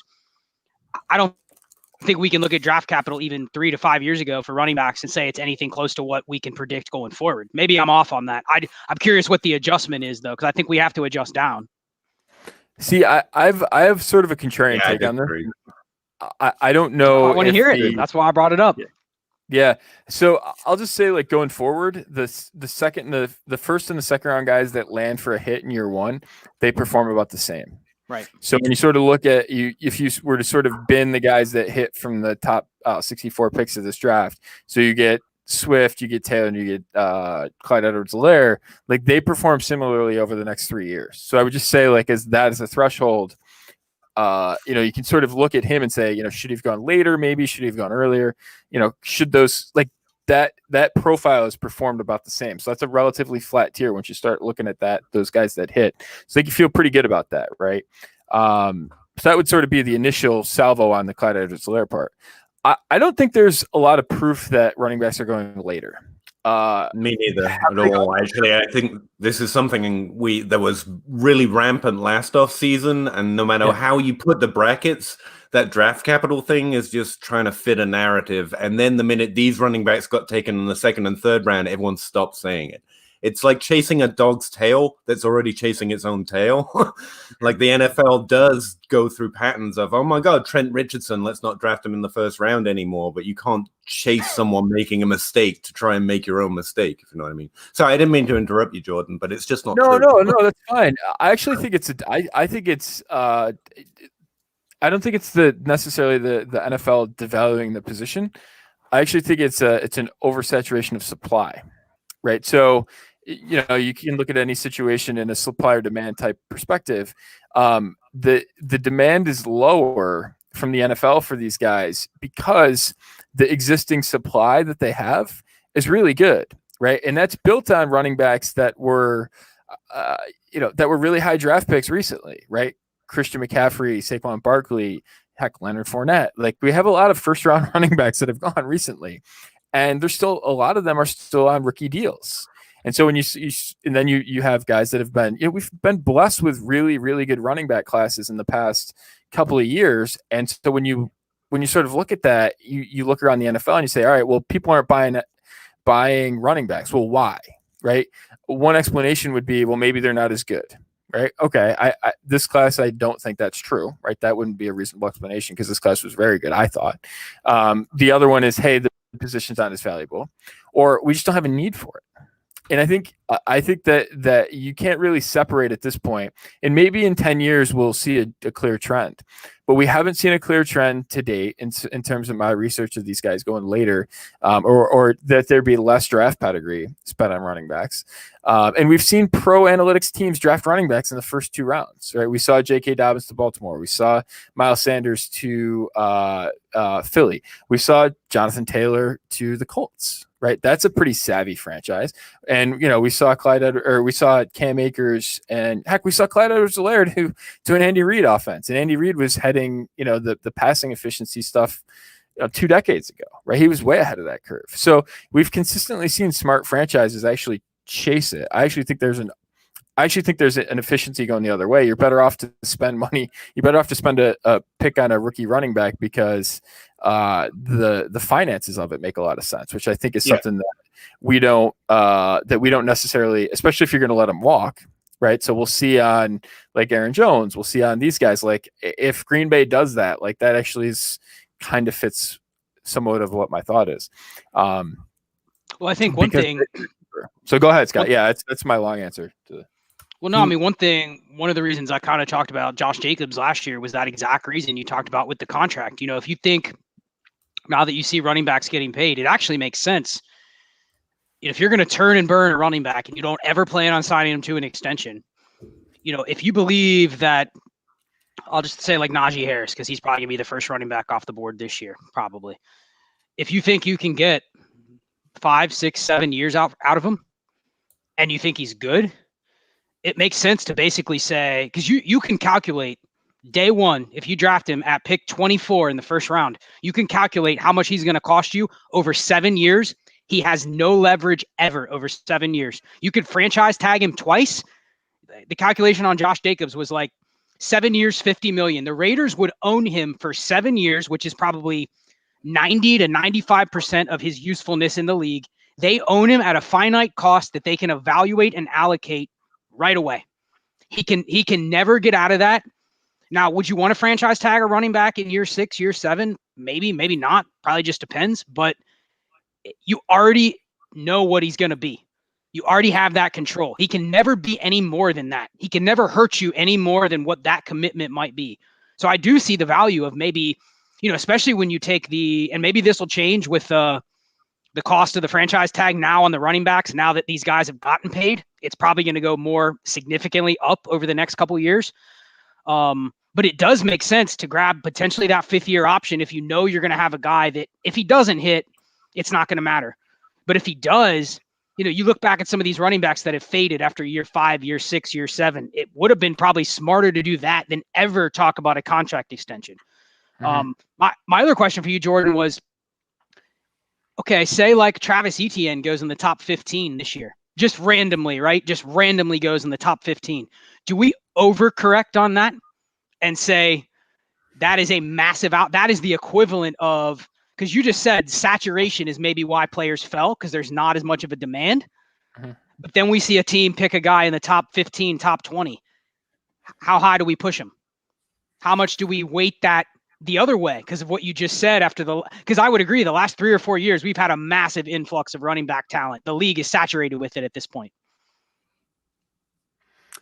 Yeah, I do think that the market is absolutely saturated. If he went that high, I did look at this. I just thought it was super unlikely, just in terms of the needs up there. Again, it got to a point where it's like, even independent of, if you put Saquon Barkley in this class, like, you're still probably not going to get an early pick, right? Like, take whoever you want. It's just not, the Jacksonville. Then you got the Jets, who's probably going to take a quarterback. Then Miami, like, they could be in on a quarterback. Like, I don't know, maybe in a past life, a running back goes there. Maybe Atlanta, Cincinnati, right? Like, then Philly's got an answer. Detroit's got an answer. Carolina's got an answer. Denver, I guess, arguably doesn't have an answer. I don't know.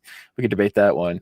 Dallas has an answer. The Giants have an answer. San Francisco doesn't. So that would be an interesting one, right? The Chargers do. Minnesota does. I would say that the Patriots probably do. Does Arizona, right? Is that a landing spot? That would be interesting. I doubt they go that route, but you know what I mean? That would all be interesting. I think it's just unlikely. But if he went there, I mean, I think you have to adjust to it, right? And so we talk a lot about like base rates and draft pedigree mattering and that being the starting point. I think that's true. If a guy's going to be a second round pick, that's significantly different than a first round pick in terms of A, the length of the contract, and B, the extent of the commitment. And what we see over and over again is the first round guys get initial opportunities that are bigger than the second round guys. And the consistent trend is that second round guys, it takes them 8 weeks or so to get on the board. And, once they get going, it's kind of their job to take over. That's kind of what we see. We see a much different thing with first round guys. So I think there actually is some value in waiting on the other guys if you can collect the spread, but be that as it may, I think it would be eye-opening, and I think we would have to adjust. Whatever he was on the board beforehand, you'd have to move him up, right? You'd have to move Etienne up if he went much higher than we expected. Do you think that because a first-round running back, even I'm looking at just the last 10 years, first-round running back is very rare, even over the last 10 years. I mean, it's pretty rare for it to happen. There's only been, counting last year, actually 11 seasons, there's been 16 first-round running backs in the last 11 seasons. So it's pretty rare that it happens. But I mean, I don't even have your data in front of me, but just in terms of, the difference between one that goes in the top 10 or top 15 compared to the back half of the first round, it looks like at least if I was just doing a value study of the higher end ones, a lot better the higher you go. Once you get down a little bit further, I mean, I'm like, Trent Richardson is the ultimate outlier, smashed in year one and then disappeared by year 3. And I mean, that's the ultimate outlier, but almost all the ones that I'm looking at outside of the top, I'm not sure 20, that's so much of an outlier. I mean, from a value perspective, it is. I'm looking dynasty value. All the other ones in the top 10 maintain their value for at least 4 years, other than CJ Spiller, but everyone else did. So, I mean, 1 out of 7, I guess, if you'd call that an outlier. But I guess I'm also looking at these back half of the first round guys. I mean, and you can debate on what the difference between those guys are and the top, 15 picks in the second round. I don't really see that big of a difference, like you were saying before. Yeah, so I actually did this in 2020. I broke down the hit rate. I just have the base rate. I didn't break down the density of these guys through this, but I did look at the base rate hit. 100% hit rate for guys in the top 10 of the draft. It is 68% for the guys in the 11 through 32 range, or the back half of the first round. I can't use 32 because the Patriots had a first round pick stripped from them, so that year. I think a skill position guy went at 32 that year, but was outside the first round, if my memory serves. And the drop off's pretty quick too, right? Like even the from if you miss the first 2 years, like you go from 68 to 33% in terms of future odds of a hit. So it does, and that's kind of the anti-Rashad Penny idea, right? Like obviously his prices fell, but people that say, he still has like the pedigree, you should still attach it. Like historically, it's been a pretty massive drop off. So yeah, I mean, if you crack the top 10, the question is, do we treat like a top 15 like a top 10?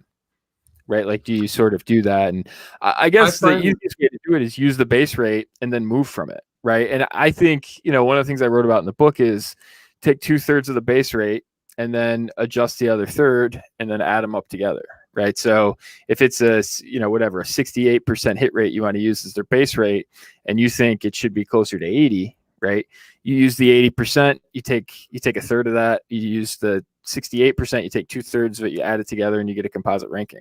And that would sort of be my thought. And there's other ways to do it. You can incorporate market value and those sorts of things to sort of keep you on the rails a little bit, but that's kind of how I would make the adjustment. And then I think that's pretty reasonable in terms of range of outcomes. I'd say I'm not convinced that we have to treat running back the same way we treat quarterback. Pick value has relevance, especially if you take a smaller sample, but by and large, the hit rates stay pretty consistent if you just go by round, but I'm not against it. What I would say is be careful of the mantra of the running back or wide receiver or any position is so stocked, because again, we were saying that about running back last offseason, and it gave birth to an attempted draft strategy called Robust RB. And this year we had David Montgomery kicking into the top 5, James Robinson being a top 5. Like, those weren't the guys that we said made the position so stocked. And it's in part because the position is so prone to variance because of injury. I mean, Saquon Barkley and Christian McCaffrey would have been, I'm pretty sure, a top 5 running back if they'd stayed. And that would have given more proof to the idea. And Robust RB, that wasn't to say that it can't work or isn't viable, but the idea of position is so full also stems from some of that valuation conversation you were talking about. We tend to be very hesitant to be low on players, and we're very prone to being high on players. When I'm taking on it or when I'm trying to be funny about it, I'd say it's because we're cowardly. We don't like to only count 24 wide receivers and say those are the ones that matter, because we want to count 48 because we don't want to say there are 24 we don't like as much, because we want to be high on these guys just in case. So is a position stocked? I guess. But if we're talking in practical production terms, no more than any other time, because they can get injured, because James Robinson can happen, because Derrick Henry, like, try selling him for the same price as Jonathan Taylor. So is it stocked? Yes. But can they be replaced relatively rapidly and quickly and we just forget that? Yeah, that's very much also a thing. So there's a dynasty value is different than production. And so I would modify our opinion that it's so heavily stocked right now at talent. Like, if Etney and Harris and Chuba are just world-beating prospects or really great prospects, the NFL will go to it. I don't think they're that level, but if they were, they would go to it. And the draft will tell us more about what they think, which goes to I don't want to discount draft value more recently, because if the NFL... I'm not sure how that logic works. They used to spend a lot of draft capital on first-round picks, even though it's remained relatively consistent over the last 20 years, is the argument.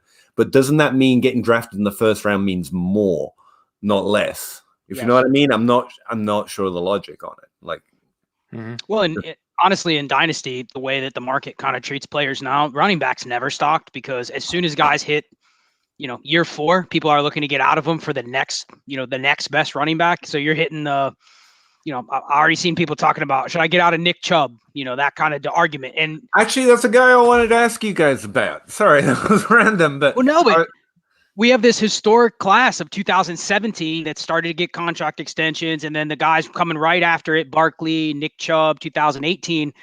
Dynasty never treats that as stocked. They're immediately always looking for, who do I get out of now? Can I pivot from Nick Chubb to Najee Harris? That's going to be an argument that we can argue whether that's a good strategy or not, but Dynasty never sees the position stocked. Just like, Peter was saying, that it's never stocked because we recycle them so quick. It creates this turnover where everyone's always last year it was so prevalent, dude, I have Nick Chubb, I'm trying to get Jonathan Taylor plus. Like, that was a pertinent discussion last season. And it's just going to happen every year. Whoever the 1, 2, 3, 4, 5 running backs that go in the top 50 picks, it's going to happen every single year. Yeah, Nick Chubb came up because someone asked me about him and trading for him, and I ended up having a conversation with John Bosch. If you're familiar with him, he's pretty much who I turn to about dynasty value. He's just shrewd that way.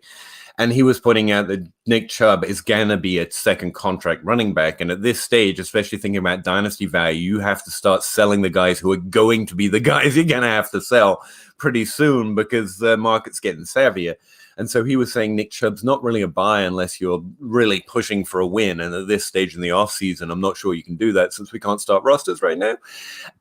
But he also turned up on a weird list the exact same week. I was looking at running backs who in the top 24 get less volume, so less expected points on average than their positional rank, but actually produce a higher number of points per game than you'd expect for their positional rank. And it was this weird little list, but like 6 out of 7 players that hit that list, and there were 10 over the last 10 years and 2 in 2019, actually. But like it had this weird corollary to players who did more than you would expect on less volume actually ended up hitting top 5 or at least top 12 if they played a full season. And the only guy to really make an exception to that list was last year. It was Kenyon Drake, which is good because I was really saying not to buy Kenyon Drake this offseason, so I'm glad he didn't hit that list. But the only player in 2020 who fits that description is Nick Chubb. He did more points than you would expect for the volume he was getting at his positional rank. And that was like, is he a buy then? I don't know. So what? Could someone talk to me about Nick Chubb outside of he's getting older? Like, is he a buy if you're pushing to win? Is anyone in that position right now?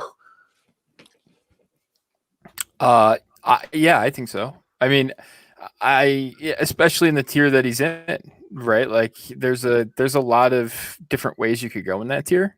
So you have, depending on how you fit it, right? Some of the younger guys might be in there. You could go younger than them. I struggle to see maybe the enormous upside, but is his like floor or median outcome like higher than a lot of other guys in that range or at the position in general? I think so. Yeah. But maybe that the ceiling isn't there. And that kind of goes back to worrying about hitting, driver every hole instead of just putting the ball in play. So I think that comes down to that decision. Adam, you have anything? You got any thoughts? You're the I have an opinion, but I want to hear yours, Adam. I know you're kind of itching. No, I mean, I had both of you bring up Trent Richardson tonight, and I thought that I was over Trent Richardson as a Browns fan, but you both of you brought him up. So, no, so I got to be honest. I think Chubb's going to get a second contract here in Cleveland, which is, it's not what I would do, but okay. Yeah. So I think, competing now, I just, Nick Chubb's a buy all day long for me. So I think that he just puts up points. So, yeah. And I think he's the guys on the second contracts. I think they're useful to you, in a competing manner. So I just ride those guys out. And I think that Chubb at this point, he's going to get a second contract here. So, I think dynasty value wise, you're still going to have another couple of years out of him. So I wouldn't be looking to get out of him. I still think he's going to be productive here. So I think we have to kind of adjust because this is something that I did for a while, and I even preached it up until last year. But then you start to find that dynasty owners adjust very fast. It used to be I draft a running back, especially one with really high pedigree. I ride them out until year 3. Then hopefully I can sell them at this massive profit, hit the reset button, get assets on top, and maybe draft, maybe I trade the 4th year Nick Chubb for the 2nd year Jonathan Taylor, get a pick on top, beat the team that has Nick Chubb because Jonathan Taylor ends up outproducing Nick Chubb. Then I can buy back. You basically sell them in their year 3, year 4 window. Then you buy them back when nobody wants them, but they're still productive. Like Derrick Henry. I'll buy him back at this point and basically say I'm taking a loss, just like Jordan talked about with like Julio Jones. It's different at receivers, but like I'll buy Julio Jones knowing I'm going to ride him out. I'll buy Derrick Henry in year 6 or year 7, ride him out till he dies. But I didn't really want to have him in that prime sell window. That used to work though. Now, if you go try to sell Nick Chubb, it's like, okay, hey, I'll sell you Nick Chubb and you give me the pick, you're going to take Najee Harris. That person goes, nah, no thanks. I'd rather hit the reset button. And they're already making the assumption Najee Harris is going to be better than Nick Chubb within 1 year or maybe 2 years at most. Yep. And you know how good Nick Chubb is or how good Derrick Henry is or Alvin Kamara, and you're going, nah, you know what? I'll just hold for a little while. If I can't capitalize on this window, I'm not going to sell. So that's where a lot of my Chubb and Henry shares are, and a lot of these guys that have been productive, Dalvin Cook, Alvin Kamara, I'm just in the hold range with those guys because you can't make this pivot downward to the RB1 in this class. Most of the teams that are in that position have no interest in doing that deal because, if they're not a contender, then no chance. But even if they are, they already valued Jonathan Taylor with Nick Chubb last year. Didn't even matter what they had done before. So that's different. That's not how it was like 3 or 4 years ago. You could always sucker somebody into recycling these running backs. You can't do it anymore. And I was trying to do that with Chubb last year for Josh Jacobs, and I couldn't get it done. Like Right. I was trying to do that all off season last year, and I could. I mean, you couldn't get. I got to the point where I was trying to do Chubb for Josh Jacobs in like a second, and I couldn't get it done. Yeah, that pathway's just gone because everyone knows they want young running backs. And that's why I'm trying to get smarter at targeting the right running backs. Because instead of going for the hit rate of running backs, you really have to target individual players.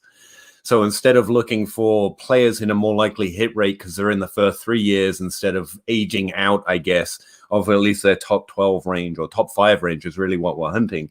We have to kind of get better at pinpointing the exact guys who are going to be top 5. And lots of those guys are young at running back, which is weird. But there is also, like said about this year, there's also the David Montgomerys. You're talking about Derrick Henry, but David Montgomery did it this year. And that's how I came to Nick Chubb, just trying to find a better process for trying to highlight those guys that aren't in the better hit rate category, that aren't going to carry dynasty value. So it's really an all or nothing kind of a trade. But yeah, we're going to have to start going more that way and getting smarter or better at targeting. But none of that has got anything to do with the dynasty analytics. So you all suck. Like, this is a dynasty of analytics party, guys. Speaking of which, anyone have Etne as not the running back one in this class?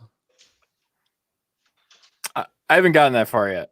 So haven't gotten that far. See, I don't have ranks yet, but right now he's the lead contender. Dude, you're crushing me because I just can't. I can't do Najee. I can't. He's such an outlier. I just can't. But we'll see. I think just to your point though, it's time to do the opposite.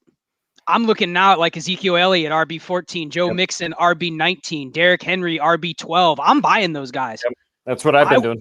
I'll go with the pick. I'll bet against now the top 50 pick running back in this class.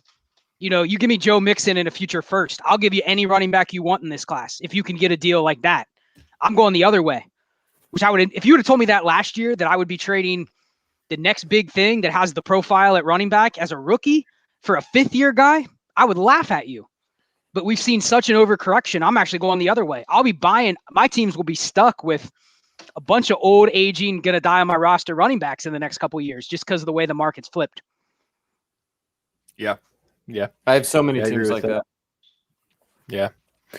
All right, guys. Well, we are at the 2 hour and 23 minute mark of this mega show. So about halfway through. We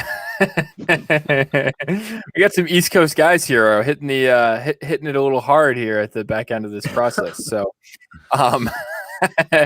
this is right now where Peter goes and rips off a 2 hour and 45 minute bender on some rookie metrics. Let's talk about. So I just want to thank everyone for coming on. Thank Adam. Was that with my editing process invaluable there. Scott with the tight end premium chapter that a lot of people had asked me about, and I found the perfect person to write it, and I'm very grateful for that. It's excellent, so you can check that out. And Peter, another thing that people had asked me a lot about, which was key metrics, and that's something that comes up. And I think having the ability to actually go in there, and this is an evergreen thing, right? You'll be able to consistently. Hopefully. Yeah, I was going to tell you, I was recently doing some new testing. We have to throw all that out, and then I'll start again. There's going to be a 2022 edition, so we'll have to see what happens. I did try to stay really general in that one because we do constantly update things, and like we were just talking about running back, so many things change. So I tried to write it as just kind of a baseline, what we know so far. So hopefully people find some utility in it at least. I appreciate you asking me, man. It was a lot of fun. I enjoyed doing it. Yeah, absolutely. So, I want to thank everyone for joining this conversation. I hope it was. I learned a lot, and I've got things that I'm going to have to do now. I'm going to have to go to the trading button. So, I certainly enjoyed it, and I want to thank you guys for coming on. It's always a good conversation. So that'll do it for the Analytics of Dynasty 2021 edition book launch event. I think is what I coined it. So for the four of us, I'm Jordan McNamara. Until next time, continue embracing the variance, and we'll talk.